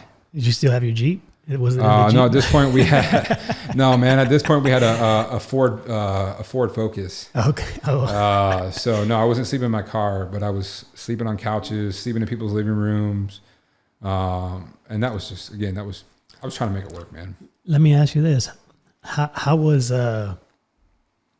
Katie with all this? Because you've share a little bit about her background, because you know she has an athletic background as well. Yeah. And so for her to kind of have to take a back seat, and kind of just, go along with this journey that you're on, She fully supported it, right? Okay. Katie, she didn't know her biological dad. Okay. It was her and her mom till she was about 12 or 13, till her stepdad came into the picture. She never had a great relationship really with her mom. Still to this day, it's not the greatest. Yeah. I don't want to speak for her, but she was a lot closer to her grandma, right? Okay. So her grandma, she was really, really close with. And then she had her cousins, but really we couldn't have grown up any opposite. Yeah. Right. And yeah, man, she had made not some good decisions in her life, and you know, she never ended graduating from college. You know, she ended up getting pregnant with and having Jai and having to go to work. And but yeah, she was fully supportive. She supported me 110%. She's like, "This is what you got to do. This is what you got to do." Yeah, you know, and she was willing to move around, do whatever it had to do to make it work. That's huge because you know, as newlyweds, that could put a heavy strain on the relationship. You know, and you know, especially when you just feel like you're coming along for the ride. Yeah. And you know, you don't have a sense of accomplishment for your for yourself. You know. Dude, our relationship, from where it was back then to where now, I mean, we are completely different people. Mm-hmm. I'm a completely different person, right? Because everything was about I was career focused. Yeah. You know, it's all about my career. You're just kind of along for the ride. Yeah. I love you, and we spent time together, and we had fun together, and in Colorado, we had a great time. And this is when things started getting a lot harder. Not a little harder, a lot harder. Yeah. You know, I'm traveling and driving back and forth. I'm trying to make time to see him. We're arguing more. We just got married. We're still arguing, but I mean, we love each other. Yeah. You know, we're still best friends.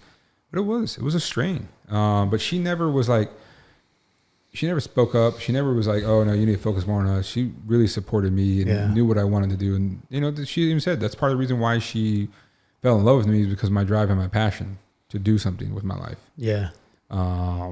So yeah, man, she's always supported it. So yeah, like hearing how involved you were with your career, you know, it just felt like the fact that you had Kennedy was a sidebar. Yeah. Because 100%. Of how involved you were with your career. It was. You know, so you became a dad. Yeah. What was that like at that stage, at that point? I honestly, it's hard to even speak on it. You know, obviously loved her. She's my daughter. Right, but I didn't have that like life-changing dad moment, right? I was like, oh, we got another kid. This is cool. You know, Katie tells me that there's times that like I didn't want to hold her. Like I would come home from working and I was exhausted. Yeah. But I should be like want to hold my kid, and she's like it would be an argument for me to hold her, just to kind of like walk her to sleep. And you know, that sucks to hear that, right? Like that was hard to kind of hear. And you know, it was a sidebar. My wife and kids were a sidebar for a long time. And, you know, I could sit here and I am ashamed to say that because it was always about the career, man. We moved a lot because of my career. That was my main focus. Mm-hmm. And she knew it too. Everybody knew it. You know, I at this point in my life, I'm missing everything. Yeah. I miss everything with my immediate family. I'm missing weddings. I was never at family vacations. Katie was always there with the kids. So, dude, I've never like correlated all this.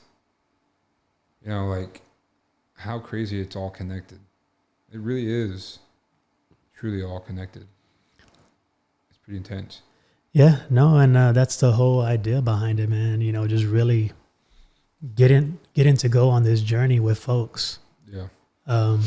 Because we're so wrapped up in what's going on that we fail to take, you know, that time to reflect on what's gotten us to that point. You know what I'm saying? Yeah, like I've talked about my journey in my career, you know, whether it's like with some newspapers or magazines or whatnot, but like never it's like this in depth. And then to have somebody point out, like putting the pieces together like you were, and man, it's crazy. And even right there and there, like when you talked about, you know, having Kennedy as like a sidebar, and that's the best way to describe that, because that's kind of how it was at that point in my life.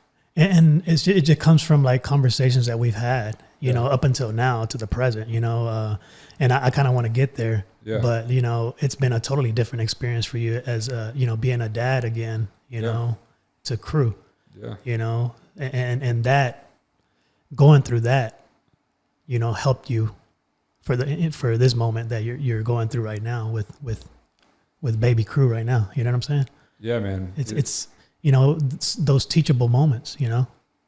Definitely. It's not a waste. Like I was telling the lady that was here measuring for the roller shades, you know, we had a real good in-depth conversation as well. And it's like, it's only wasted moments if we don't learn from them, you know? 100%. So there's value in all of it, there's value in all of it. It's crazy. It really is how to think about it and going back on it because, I was just so wrapped up in it. Even, at this point we're talking, we're having Kennedy, we're in Napa, right? And you go back to LA, go back to San Francisco. Yeah. And it just wasn't working. That's when I really started feeling like, all right, we need to be together as a family. It's my job to make sure that happens. Yeah. And I got an opportunity to go back to Colorado in Aspen. Mm-hmm. And because we left the mountains, I was like, man, I need to chase my career. I need to leave the mountains. And we'd always missed them, like living in the mountains. Living in the mountains is just a completely different lifestyle. Yeah. And we both really missed it. And an opportunity came up to go back to Aspen. Mm. And we moved to Carbondale, which is like 45 minutes south of Aspen. Mm. I got a job as a chef at a private club in Aspen. So, where all the rich people go play, this is like the private club where they all hang out and have their weddings. And we're doing $1 million weddings up in Aspen. We're driving 45 minutes out into the mountains, building these absurd kitchens and weddings in the middle of nowhere. And people are dropping, literally paying millions of dollars to have their weddings up there. So that was a cool experience. And then I also got to spend more time with the kids. And at this point, we moved to Aspen, man. Katie got pregnant with Gabriel. So, she's pregnant again, right? Another big move. We have Gabriel in Aspen, in Colorado. And, that was a lot more like I cried when he was born. I don't think I cried when Kennedy was born. Yeah. You know what I mean? Like that one hit me a little bit more. And, Gabriel, my relationship, I don't want to say it, but like, it's like, I'm a lot closer with him because I feel like I was a little bit more present. Was I very present? Not really. I was more present than I've ever been with any of the kids. Yeah. Working in Aspen, having a little bit more time off because it's a private members club. So it closes a little bit more than a regular restaurant. You're not working till 12 o'clock, 1 o'clock every night. So I had a little bit more time at home, more time than I ever had. And we were in Aspen we were in that area for like a year and a half. And that's when I got tapped to go to Baltimore. A big time restaurant group's like, hey, we want you to come out here and be the executive chef of our flagship restaurant. Yeah. In Baltimore. And it was a joke because we're in Aspen, we're in this beautiful home, renting it, this beautiful area, like the mountains right out there. We're living in this neighborhood, right? You got this center grass, you got a little gazebo, and you got all the houses and all the kids. So all the kids are always out there running around playing. It's like everything you'd want for your family. All right. And my dumbass, Katie and I are talking, going back and forth. I was like, hey, what would it take for us to, move to the East Coast? She's like, you'd probably have to make like $100,000. Okay. So I got a job offer making $100,000. Yeah. And we go to Baltimore, right? Get out to Baltimore. How old is Jai? How old is Kennedy? I know. So Gabriel's born. Gabriel's 6, Kennedy's 8. So at this point, Kennedy's 2, and Jai is like 5, 6. So we moved to Baltimore, further away from anybody. We've always been on our own, but Katie's always been able to travel home with the kids and see the family, and she had a really strong relationship with my parents at this time, and. Again, I'm missing everything, but my wife and kids are there, right? Yeah. But we moved to Baltimore, and now we're a 6-hour plane ride, an expensive plane ride too at that, away from all our family. We're in Baltimore, and it's just a gloomy place, right? Not like our gloom in the morning, bro. This place is like sad, gloomy. Yeah, I remember you sharing this with us on our ruck. It's gray, it's cold, old. People just stay in their houses. And I go out there and I'm working for this young hot shot, restaurant group. And this is really when, my career has been leading up to this. And this is kind of like the pivotal point in my career. It kind of takes off. Right? I'm the executive chef. The biggest restaurant this restaurant group has ever opened. It's on top of the Four Seasons. Got all this kind of press. Been voted best new chef in Baltimore in 2019. And I get a lot of attention. And it went to my head.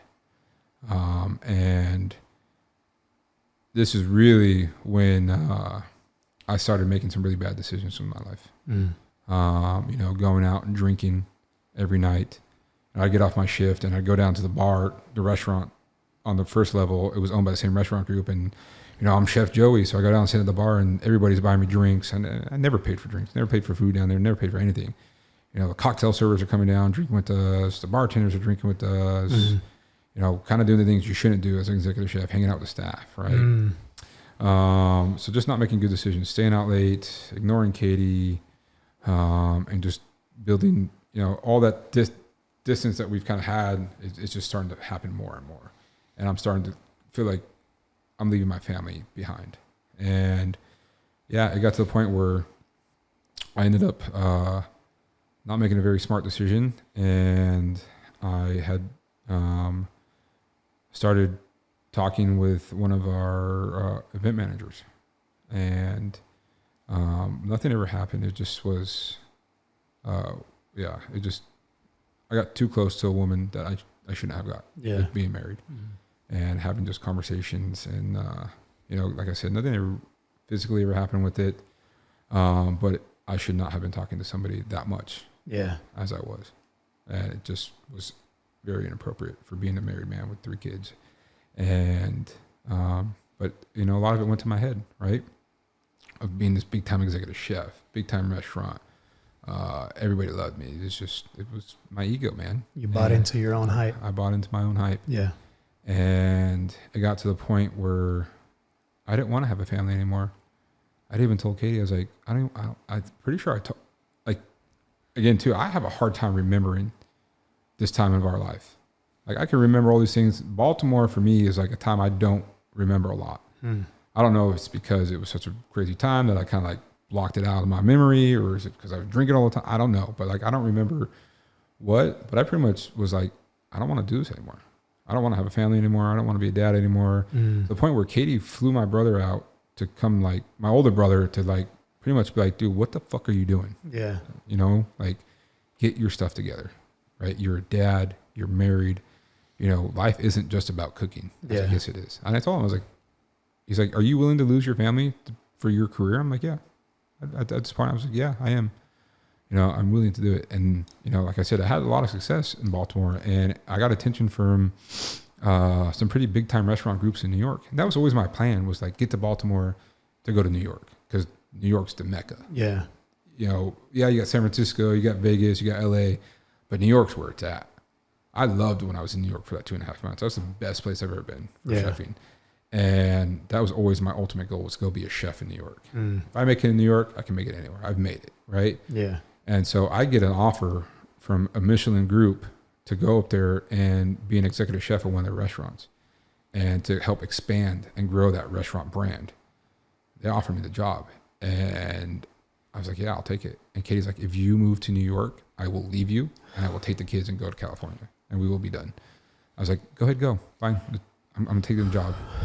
And this is like a month of going back and forth. So I call them to accept a position, and they're like, sorry, it's been too long. The position is no longer available for you. Oh, wow. And I was like, what the hell? So didn't get the job in New York. Ended up getting the job. The guys here at Brennan's here in Houston had come up to Baltimore with the chef at Commander's Palace, Tori McPhail at the time. Did one of my tasting menus, loved the food, loved me. So they ended up offering me the job. And this is like maybe October, November. Yeah, like November before COVID hit. So COVID started to kind of like, we were like, oh, people are getting sick around the world, like whatever, you know what I mean? Like, it's not that big of a deal. But yeah, so they come up, they offer me the job, and I was like, all right, let's do it. Like, I'll take the job in San Francisco. I mean, in Houston, and accept a position. We come down here, we find a place to live. I put in, I think it was a 2 months notice, with my job in Baltimore, which, January, February, March. Yeah, it was the beginning of January when I put my notice in, because we moved down here March 1st. So, we're like, all right, let's go. Katie and I had worked, she found out that I was talking to this woman that much. And that was like a huge thing. That's what played into like, oh, you're already ignoring us. Now you're doing this. Like, we need to come first at some point in your life. And at this point too, where we're at, she's over it. Like, we've moved so much. She's always by herself. Like, she doesn't even have me really because I'm just ignoring them. Yeah. Like, this is when she hit her breaking point. Yeah. And I was like, I'm done. And rightfully so. Oh, 100%. Mm-hmm. Yeah, 100%. Yeah. She'd taken a back seat for such a long time, and she was ready to be done with it. And she really needed to see me make a dramatic change in my life and put them first. And that's what moving to Houston, that was a move for the family. So we moved here March 1st, and then COVID shut everything down March 12th, 13th. I remember when we were on that same ruck when you described the Baltimore experience that you got stuck. I got stuck in Brazil or in Chile. So my little brother at this time is getting married, right? Yeah. So we move in March 1st. The next day I fly down to Chile. Katie's here by herself in a new city with 3 little kids. Yeah. And I'm in there with all my family.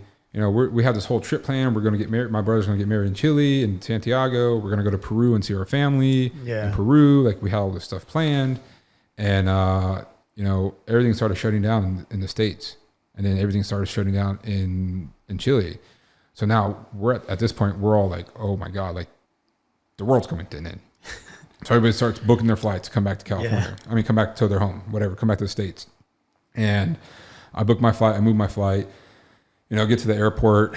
I still don't, at this point, I'm like, oh, it's not that big of a deal. Like, whatever, I'll get back home. And, I'm at the airport, and they announce in the airport, like, hey, our borders are closing tonight at midnight. And my flight's at 11:55 p.m. They're like, 12 a.m., the borders in Chile are closing. No flights going in and out. Dude, when I tell you people in the airport were freaking out, people were crying, screaming, fighting. Like, it was like almost like apocalyptic kind of, right? Like, walking to the airport.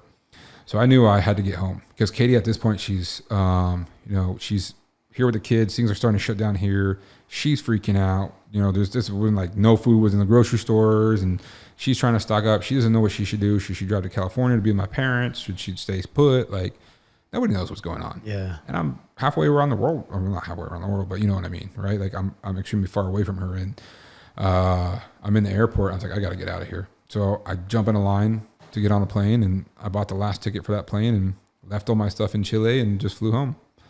And I got home to her, and I had 2.5, 3 months off of work. COVID was a very crazy time for a lot of people, but for me, COVID was probably one of the biggest blessings of my life. Yeah. That's when a lot changed for me. I realized that's the most time I've ever spent with my wife and kids. Yeah. And I realized, man, there's way more to life. People are dying. All this crazy stuff is going on. There's way more to life than just cooking. Yeah. And your career and trying to be the best. What's the point of being the best if you're doing it alone? You're gonna be number one by myself. Yeah. Like, who am I gonna share that with? Yep. What am I sacrificing to get to this point? And as I'm home more, I'm seeing the impact that like it's having on my kid, even having on my kids in that short period of time of me being around more. Yeah. And how much they really need their dad home, and how much my wife really needs me, and I'm starting to learn to be a better husband, a better dad. So COVID for me was a huge blessing. Yeah. It's crazy to say that, but it really changed my outlook. Well, it's interesting that as we go through the chain of events that led to, to where you're at, it involved a lot of doors just flinging open for you. Mm-hmm. Doors were flinging open for you left and right, creating these opportunities for you to advance your career. Yeah. The next step in your career, the next step in your door open, next step of your career, all the way into the point, in Baltimore when you're, hoping for that next door to open up leading to New York. Yeah. But it took that door to close on you, as a blessing in disguise because, Katie had given you that ultimatum. Yep. And had that door flung open and you walked through it, Yeah. I mean, I would have... You could have lost everything, that really matters. Yeah. I 100% would have. And it took for that one closed door, to be that blessing in disguise. And even like trying to transition to Houston, which was for, like you said, for your family, and then being stuck, in Chile, possibly creating a separation, something that was intended, a move that was intended to bring you like closer together. There was a potential to get stuck. Yeah. And that created a separation, and delay that process. You know what I'm saying? 100%. But then, you made it here. Yeah, I made it back home. And then another, life event, forces you closer together, these, blessings in disguise. You know what I'm saying? Yeah, it was the biggest blessing that, biggest wake up call, biggest blessing. Yeah. It just truly changed my outlook on my life and what I was doing and where I was going and the things I was doing and how close I came to losing my family. Extremely close to losing it all. And man, I knew from that point that I had to be different. I had to change what I was doing, how I was acting, and my priorities. Yeah. And, that's when the opportunity came up to leave restaurants and go a different direction into this private chefing world. Yeah. Go make more money than I've ever made, maybe a lot less stress in my life because I'm not running huge staffs, huge responsibilities. Yeah. It's just me cooking for a couple of people. And so I did a stage at the Arnold's house for 2 weeks, 2 weekends, cooking for them. I'd never been a private chef. I never even cooked for somebody in their private home. Yeah. So I show up, I'm like a deer in the headlights. I'm like, okay, what do I do? Like, do I set the table? Do I not? And the first day was really awkward, to be honest. But, I cooked for them for a total, I think, 5 or 6 days, and they loved the food. So they offered me the job. Yeah. They offered me a job. I'm making more money now than I had as an executive chef. I have a lot less stress. Yeah. But that in itself came with its own, just different, different challenges, right? Because I'm going from running large teams, all the craziness, chaos of a kitchen, to just being by myself all day long. And it was a lot easier. Yeah. Right. But at the same time, being easier, I'm not somebody that like thrives in easy.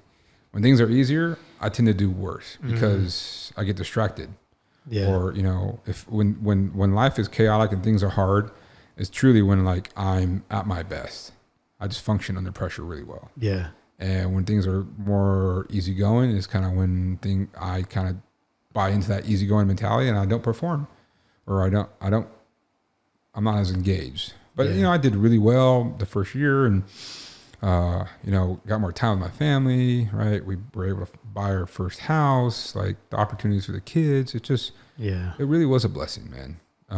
And this is when I started this whole journey of like, it started with real estate, right? It started with wanting to make more money. I made more money than I had, and now it's like, all right, I want to make more. All right, like I like money now. I had a taste of what it's like to have a little bit of cash in my pocket. Right. And I started down this journey of learning real estate and joining a mentorship. It's the first time I joined a mentorship, and I paid $10,000 to join a mentorship.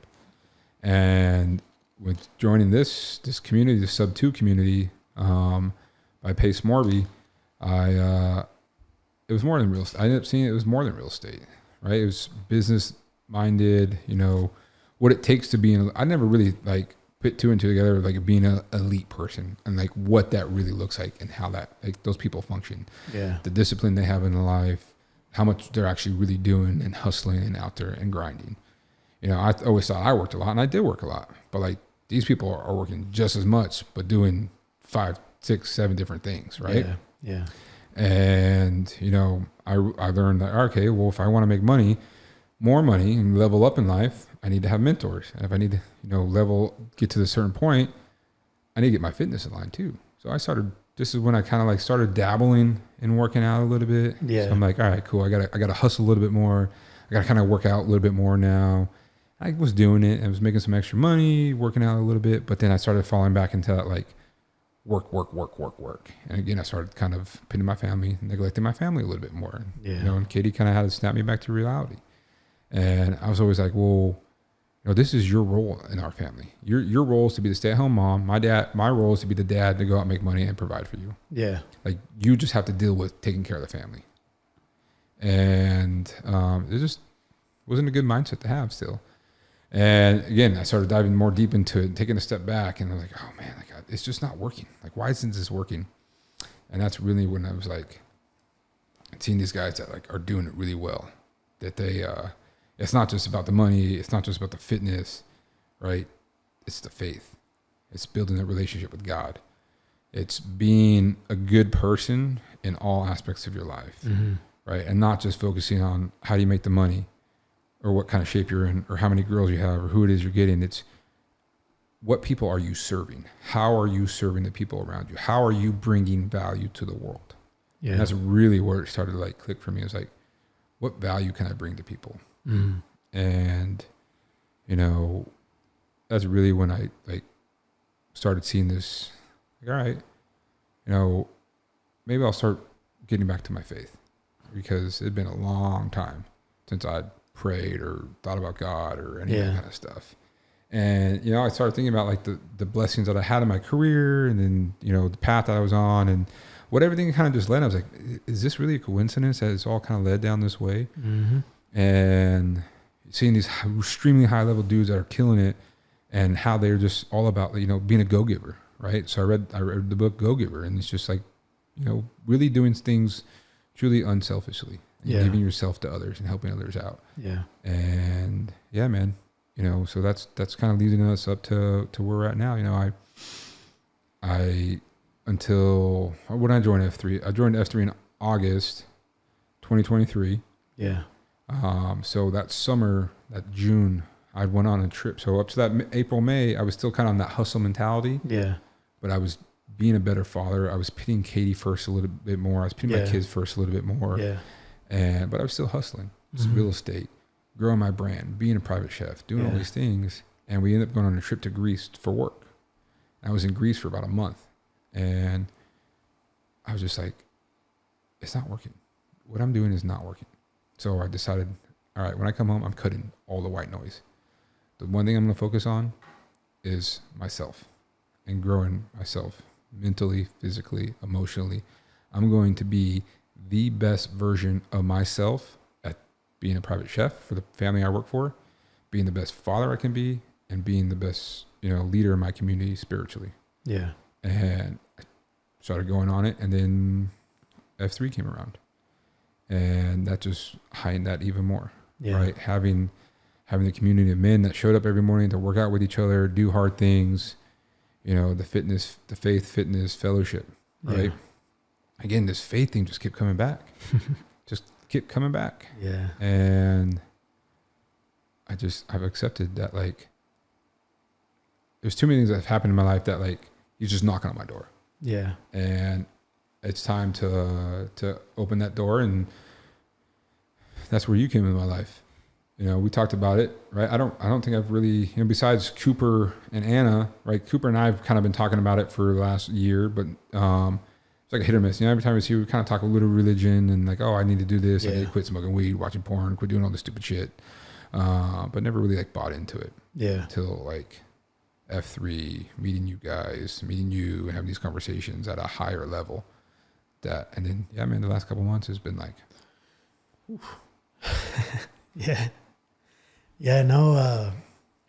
like I remember, like, kind of like how we started out our conversation, and it felt like I was met with a little bit of resistance there, you know, because like I said, like I've shared with other people, I try to be as intentional as possible, especially at this stage in my life where I'm at, you know, after my wife, you know, losing a previous pregnancy before, you know, having baby Luca. So that just kind of gave us a whole different perspective, and, you know, just made us really reflect and try to be more intentional. And make the most of every opportunity that we have, good or bad, you know, and just having that approach in life going forward from that moment, you know, and so when I arrived on the scene there, you know, like I said, it was just me trying to be intentional. Like, hey, there's no wasted movements, no wasted energy, no wasted breath, because I'm not a real talker. You know, I'm introverted by nature. Yeah. So it's like, I can't entertain like, I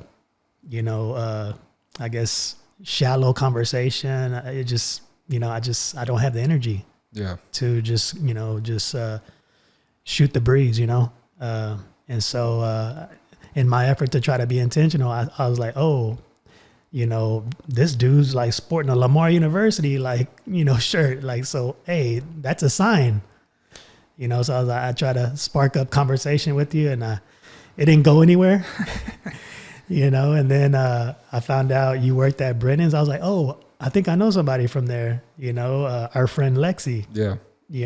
Shout out to her. So, like, oh yeah, I know her.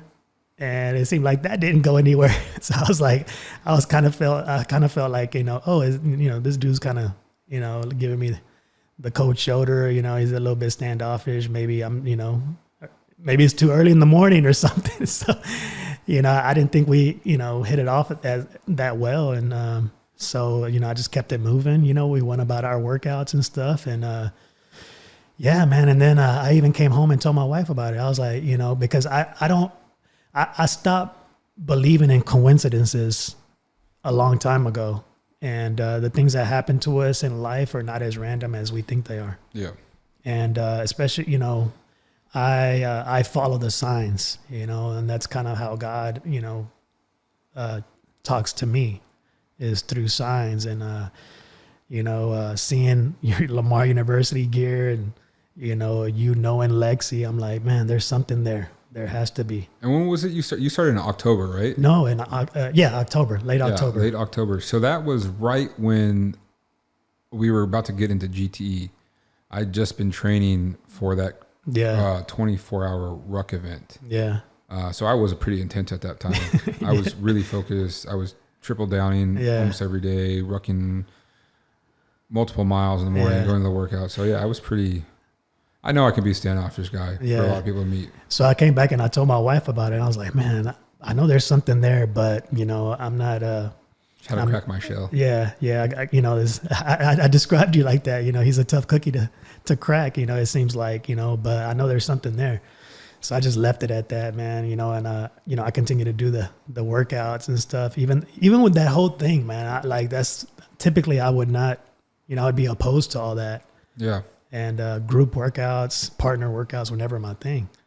But I was just trying to be open and see where, this door or whatever God was doing, like, where he's leading me, just be flexible to that and lean into that process. So, but yeah, and then lo and behold, out of nowhere, like you hit me up, through was it to come rock with us? I think, was that it or something? Why was it that I don't remember why. you reached out separately, like because we have a WhatsApp conversation, a group chat with all the guys, and then we have band, and it was a separate like direct message on WhatsApp, and you just kind of like expressed that you wanted to go deeper in your faith, That's right. And you chose, like, you just reached out to me, and I was like it kind of like caught me off guard. I wasn't expecting it. Yeah. Just because of the initial like impression that I got. So, but I was, I was honored, to get that message. I was excited. You could ask my reaction. I was excited. I was honored. That because I knew there was something there. And so I was excited about that that you reached out to me out of all the people, because F3 is a huge network. Dude, and there's so many people in it. I was the new guy, dude. I don't know. I think there was something. I think it was just I could tell how strong you were, what God meant to you, and how strong you were in your faith. And I just knew I'm at this point in my life where there's too many things pointing me to it and drawing me to it, and that I've been ignoring. And I remember reaching out to you. I want help understanding it, understanding it not just for myself, but understanding how to teach it, because throughout this whole, past 6 months or whatever, having crew, right? That's the one baby like we planned to have. Like that's the one baby I really wanted.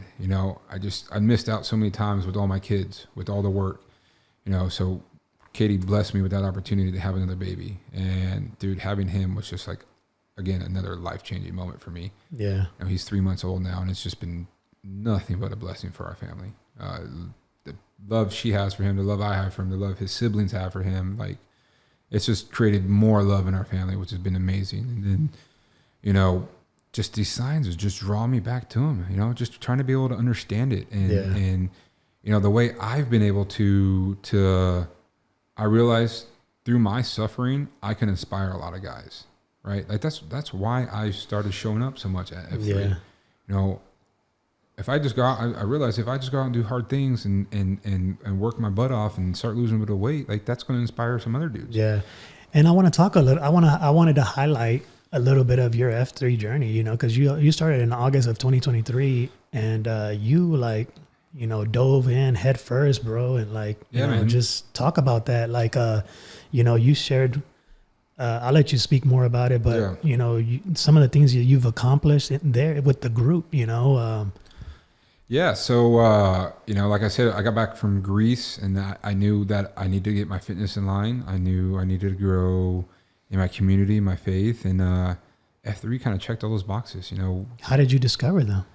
Trey. So Kubota. Okay. Kubota lives right behind me. Yeah, we have a connecting fence that we have a door in, our kids hang out, and, Gomer, our kids are hanging out, and shout out to them. Yeah, right. And, Wolverine got Kubota out there, and they went a couple days and like, dude, come join us. So I went out there, and day one, it was just like, I knew it was for me. Yeah.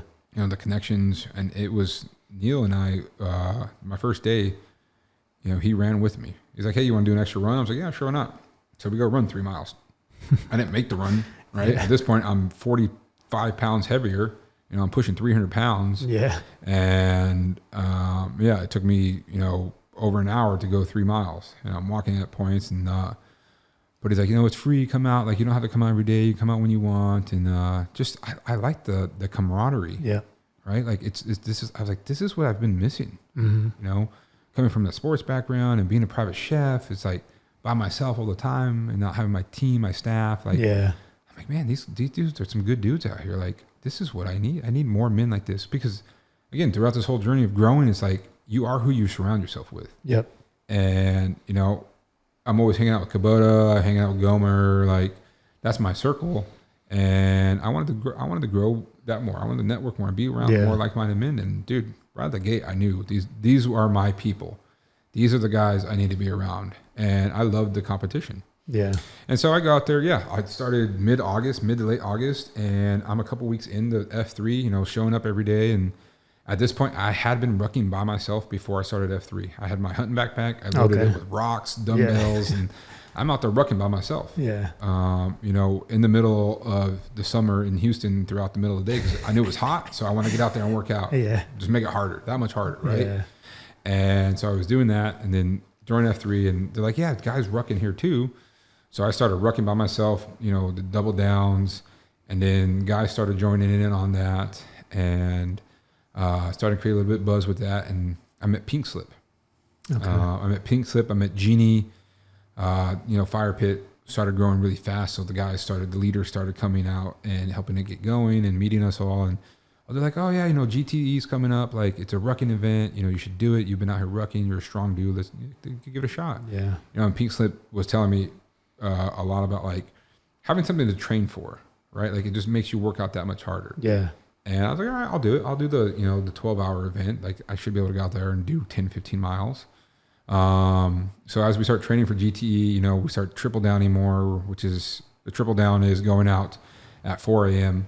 To work out an hour and a half before the beat down. Mm-hmm. So we'd go out, do 4 or 5 miles rucking, and then do the beat down.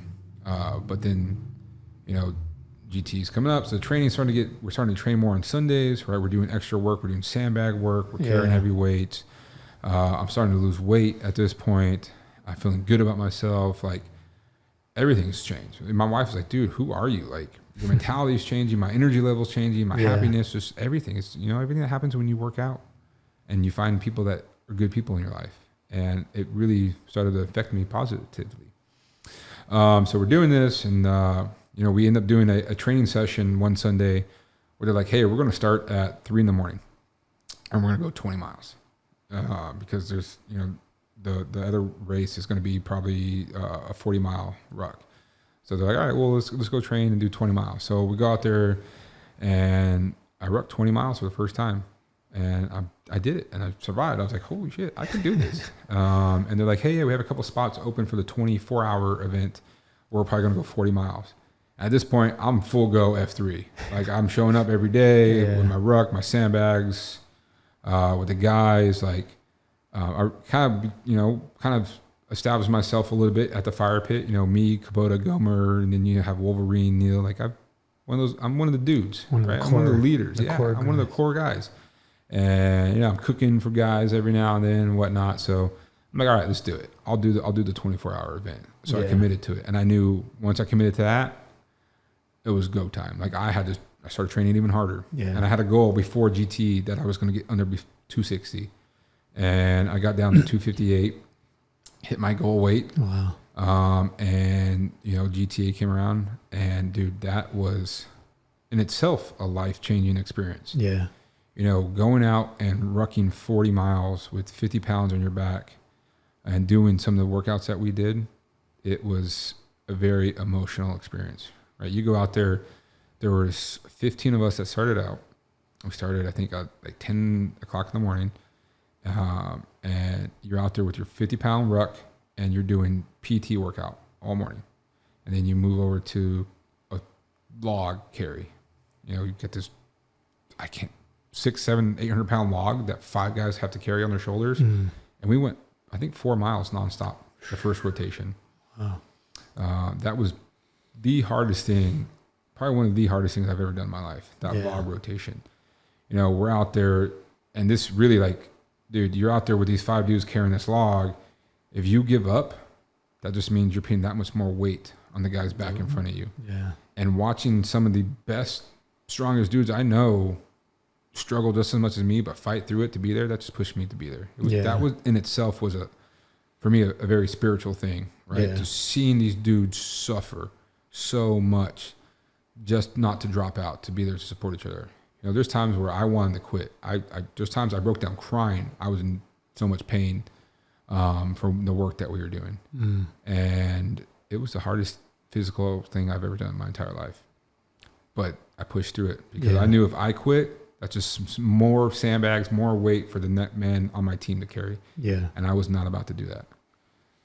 So we get through, it's about 9 o'clock, 10 o'clock. We go meet up now with the guys who are doing the 15-hour event. So we already did our 10 hours. Now we're going to go with the guys who are just starting and pretty much start that whole thing all over again. Oh, man. So we get through that, man. And, at this point, I'm just destroyed. Jeannie's just, the guys, we're all the 24-hour guys, we are destroyed. And we get in the groups with the guys who are kind of fresh. And, the support they gave us, right? They really helped us out and carried our backs. Yeah. And, the relationship I've built with Jeannie in this process, because him and I were pretty much next to each other the whole time. That man helped me get through that event. I'll never forget that. And so, we finished the event, and I just broke down crying, man. It was such just an experience emotionally, physically, spiritually. Yeah. One of the craziest things I've ever done. I will 100% do it again. And it gives me something to train for. Yeah. Right? It has a purpose to the training. So we get done with GTE, fire pit's going really well. Start queuing around the Fort Bend. All right, now I'm like, hey, TV Dinner's one of the dudes. Like, he did this event. I've kind of built a reputation in F3 of being a badass. That never was my intention. Yeah. But I started to gain respect because of the work I've been putting in. Yeah. And I saw a need in our region for another level for guys, right? Yeah. Meaning, at this point, I've lost weight. I'm stronger than a lot of guys. I was never that athlete that was first in anything. I was always last. But coming out to F3, I'm one of the top athletes, which is kind of weird to me. But it just was what it was. And I saw a need for there to be a heavy training site, right? Because we had these sandbags, we did this GTE, there's heavy weights. And that's when I decided to start the Smokehouse AO. Yeah. I told Gretzky, I was like, hey, I feel like there's a need for this. What do you think about me starting a heavy AO in Fort Bend, in the north? And he's like, dude, I think people would be really into it. It's heavy sandbag training. And so I talked to Kubota, I talked to Gomer. I was like, hey, you guys want to do this with me? Like, you want to start this AO, area of operation? You know, it's kind of like military. And they're like, yeah, let's do it. I was like, but this is going to be a hybrid thing, because I saw what the guys in Katy were doing, right? They had their regular beat downs, and then on those off days, they did the heavy sandbag training. Yeah. And so I was like, let's mimic what they are doing. So we did that. We started the smokehouse, and you know, from the Katy guys, I learned about the Brute Squad. Brute Squad is a group of guys who lift 100-pound sandbags just because they enjoy the pain. Just another reason. Beat that inner bitch. Beat the shit out of them. Yeah. Right? Get out there and lift heavy things. You know, the harder you work and do this kind of stuff, the easier everything else in life is going to be. And I fully bought into that. So I brought the Brute Squad down to Fort Bend. I was the first Brute in Fort Bend. And, you know, I've just been going around spreading the importance of pushing yourself out of your comfort zone. That's the only way we grow, right? You're not going to grow any other way. You know, whether it's pushing yourself to read, to study, whatever, it's all of that is uncomfortable.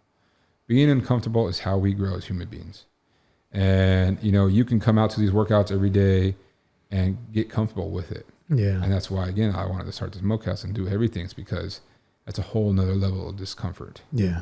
And that's been a part of my mission, man, going out and teaching guys how to be uncomfortable and getting guys to lift a 100-pound sandbag, 120-pound sandbag, 140-pound sandbag. Dudes who never thought they could lift that much weight. Right. Right? You know, you got guys out there who've never even fathomed about lifting something like that, and they're doing it throughout the workouts because they know they can challenge themselves, and then they do it, and then it's like, holy shit, I can do this. Yeah. And just the confidence that you see them grow, and like, dude, this is my purpose in life, is to help men grow in some aspect, whether it's faith, fitness, whatever that is. Yeah. So yeah, man, it's been super satisfying being able to be a part of that and bring that value to people's lives and help these guys grow and get out of their comfort zone and you know, move heavy stuff, man. Yeah. No, much respect, man. It's been cool to hear about how you just didn't settle for being an active participant, you know, and you were deliberate about being how we refer to hymns. You know, a hymn, like a high impact male, you know, and like, you know, you can it's easy to settle for just being an active participant, just the ordinary packs out there. Yeah. You know, but you chose to, you know, you saw an opportunity, you know, and you stepped up, man, you know, and it's been cool to hear that, you know, it's very inspiring, you know, and now your reputation precedes you, you know. And it's been cool to hear about that, man. You know, and I know God is raising you up for a reason, man. You know, to be able to impact other guys, you know, and bring out the best in the people that you come into contact with, you know, and you know, just hearing your journey, man. You know what has got you up to here. You know, it all happened for a reason. You know, just connecting the dots. You know, all the doors that open, the doors that shut, and being able to take those experiences and to pour those into other individuals, you know, now as you are, pour that into your family, you know, and just hearing the desire that you have to not just settle, but to want to go deeper, you know what I'm saying? Yeah. And absolutely. so, you know, yeah, I was very excited when you reached out to me, man, and, you know, being able to connect with you and you bringing me out to go do some early morning rucks and stuff, you know. Coming out 4 a.m. Did you do a triple down with me? Yeah. You still got my extra ruck back too. Yeah, it's in the trunk, man. Hell yeah, man. So it's you know, I've been able to figure out how to transfer that energy, right? You know, of always busting it and working hard and that work ethic and putting it to good use. And, you know, I've discovered that it's my superpower. Yeah. It's how I'm going to impact others. And, you know, that's how I'm going to serve others. It's how I'm going to be a go-giver. Yeah. Yeah, man. And, you know, like we were talking about earlier, man, not all heroes wear capes, you know, and if we just take the time and talk to the people around us, man, you'll find out real quick that there's a lot of, heroic stuff that, people are doing, man. And the more I'm that the guys are growing on me, and the more our relationships are growing out there, I'm learning that there's a lot of like guys out there that have, like some really powerful stories, of where they, life has taken them, where they come from, and what they're doing, Yep. with their lives, man. And so, so seeing, connecting all the dots, man, like, where do you go from here? What do you feel like, is the next step in your journey, That's what I've been trying to figure out, what that next step in my journey is. Yeah. And I really, truly believe it's one, accepting where I'm at in life. Yeah. Right? Because I haven't been, previously too thrilled about just being a private chef. Yeah. I feel like I'm meant to do more, right? Like I feel like there's more to, like, I enjoy going out and doing dinner parties and restaurants, but I've learned that I need to accept where I'm at in life, and make the best out of it. Yeah. And be the best version of myself right now to get to that next level. Because I feel like I'm at a pretty high level in my life, but there's so much more to go. There's so many more places I can go, and so many more levels I can level up to. And for me, I think to do that, to get to where I want to be, it's to grow in my faith, to become it's almost funny for me to say that. I mean, it's crazy for me to sit here and think like this and say this, but to become a disciple for the Lord, to teach people about Christ, to see the nuances of putting the pieces of the puzzle together in your life, that things happen for a reason. And my journey now is to really dive in and understand and learn how to spread the word, how to teach, how to be able to just impact people. I think I need to get a better understanding. I mean, I understand religion. I need to I need to read the Bible more. I need to work on my relationship and becoming closer with Him, so that I can pour that into others, just like anything else I've done. Yeah. Right. Like, so really where I'm at is connecting more with guys like yourself, my buddy Cooper. I've even looked into possibly getting like another mentor, another like painter guy, like another high level guy to just learn from, right? Because he goes out and teaches men and inspires men and helps men grow in faith and stuff like that. So that's where I'm at. I need to learn, make the best of where I'm at, learn and grow my faith. And I think from there, just waiting for that next door to open. Yeah. Is it going to be 6 months? Is it going to be a year? I don't know. But I truly know that I'm meant to do more than what I'm doing now. Yeah. And for me to do more, I can't be chefing 14 hours a day. I have to figure out a way to get a little bit more freedom. But what I'm doing right now is what pays the bills. Yeah. And so I'm just trying to be my best version in that, man. Yeah. And whatever that is, if it's a year, 2 years, 5 years, whatever it may be 10 years. I'm just going to do my best, enjoy where I'm at, be happy with my family, and become my best version, and prepare myself for when that next door opens. But I know it's there, and I know it's going to come. Yeah. Because I know it is. Yeah. Well, there's a scripture in the Bible that says, seek and you will find, knock and it shall be open for you, and I think you're right there. You're at the cusp, you're at the threshold, and, just like the other doors of opportunity flung open for you, and you've been able to achieve so much, God sees the desires of your heart, man, and He will grant you those, if you try to honor Him, and those doors will open up for you too, man, and yeah, man, I'm just glad to be a part of it and to be able to witness it. I'm grateful that, you've allowed me to be a part of your life and just see that all play out, bro. Just hearing your story, when we're out there rucking, I was like, man, this is special stuff, and that's why I wanted to invite you on. I knew it would be special, and powerful stuff for other people to listen to, and I know you're not the only one. There's many people that are on the same journey as you are. And,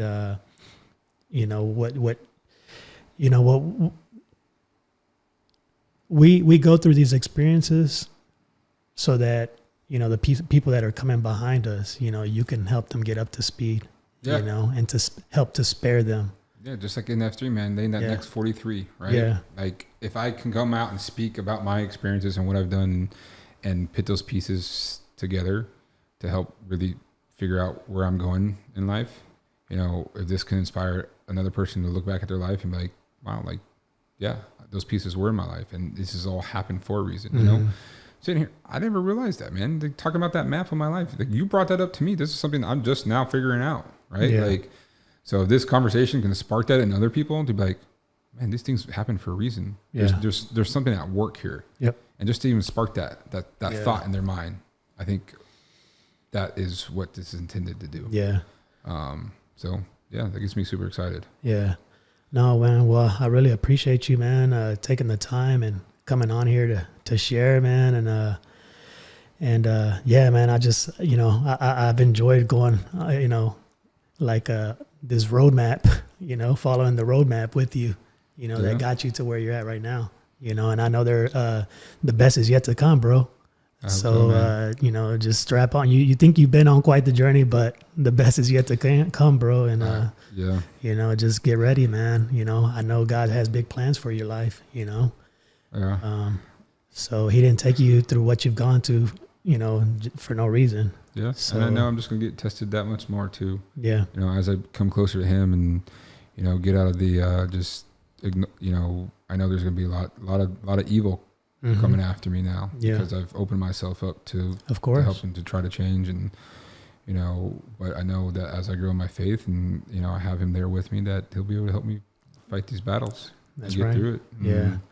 Well, there's an expression, that we hear a lot in church, like another level, another devil, Another devil. Yeah. So, it's crazy. So yeah, the good thing is that, you're mindful and you're aware of it, and it's just how do we respond when we face those, that opposition when we're trying to level up, It's scary. It really is scary. It's, having these conversations and hearing people's experiences going through even their deliverances and, these different things that happen as you grow in your faith. And it's scary. It really, but if you're doing the right things and your heart is pure and you have the relationship, at the same time, there's nothing really to fear because he's got your back. And with that, you can face anything. Exactly. Yeah, man. Well, man, much props to you. I'm proud of you, bro. Thanks, of what you've been doing and, and I'm excited to see what's going to happen next, man, the next chapter, and I hope I can be there, to root for you, root you on and help support, whatever God has in store for you, man. Appreciate that. And I thank you so much for taking the time to come on with us, man. And I know it's going to bless a lot of people, man, and just remember, don't underestimate your potential, bro. Absolutely. You've already been able to see what you're capable of with this F3 journey. Yeah. All the people that you're impacting there, man, including myself. So just this morning, we were out there, bro, and you did a good job leading us working out, bro, and just keep it up. Thanks, man. Just keep grinding. Can't stop. Amen. Keep going. Well, thanks a lot, bro, and I just want to send a shout out to all of our F3 brothers, the Fire Pit crew, the Smokehouse, and how can people connect with you, if they've been able to relate to your part of the journey, the journey that you've been on and, want to reach out to you? I would say you can reach out to me on Instagram. Chef Joey63 is my Instagram handle. Okay. Reach out to me there. Probably the best way to get a hold of me. Yeah. Come out to the gloom, man. We're out there working out, here, we live here in Richmond. We're out there Tuesdays, Fridays, Saturdays at 5:30 a.m. at Pecan Groves Country Club. It's the Fire Pit, and then the Smokehouse. We're out there Mondays and Thursdays at 5:30 a.m. Every day, every week. those flags are being posted, rain or shine, right? We're there every day. So if you got the incline to come out and try to change your life, you know, like I said, here in Richmond, Texas, Pecan Groves Country Club, you come out one of the days, we're going to be there, 5:30 a.m. Yeah, that's right. Doug, hint. I know I got to go. I want to make it. Yeah, you'll get to meet awesome guys like TV Dinner, Joey right here, man. That's so crazy. We'll get you a cool nickname. Get you a cool nickname. Yeah. Well, thank everybody for tuning in and checking us out, man. And I hope you've been blessed by this. That you've enjoyed this powerful story that Joey had to share with us, man. And we'll just hopefully we can line up some more awesome interviews and maybe get some more of the F3 guys on here. That'd be cool, man. To share. Those guys. There's a lot of, like you keep saying, there's a lot of good stories. Yeah, man. So I'm excited for to be able to get those guys on here to inspire others, as well. So, I guess that's it, man. We're signing off, and thank you guys. Make sure you check us out. You subscribe to our YouTube channel and follow us on Instagram, and check out our boy Joey, his handle on Instagram. And yeah, that's it. Cool, Thank man. you guys. Signing Appreciate off. ya.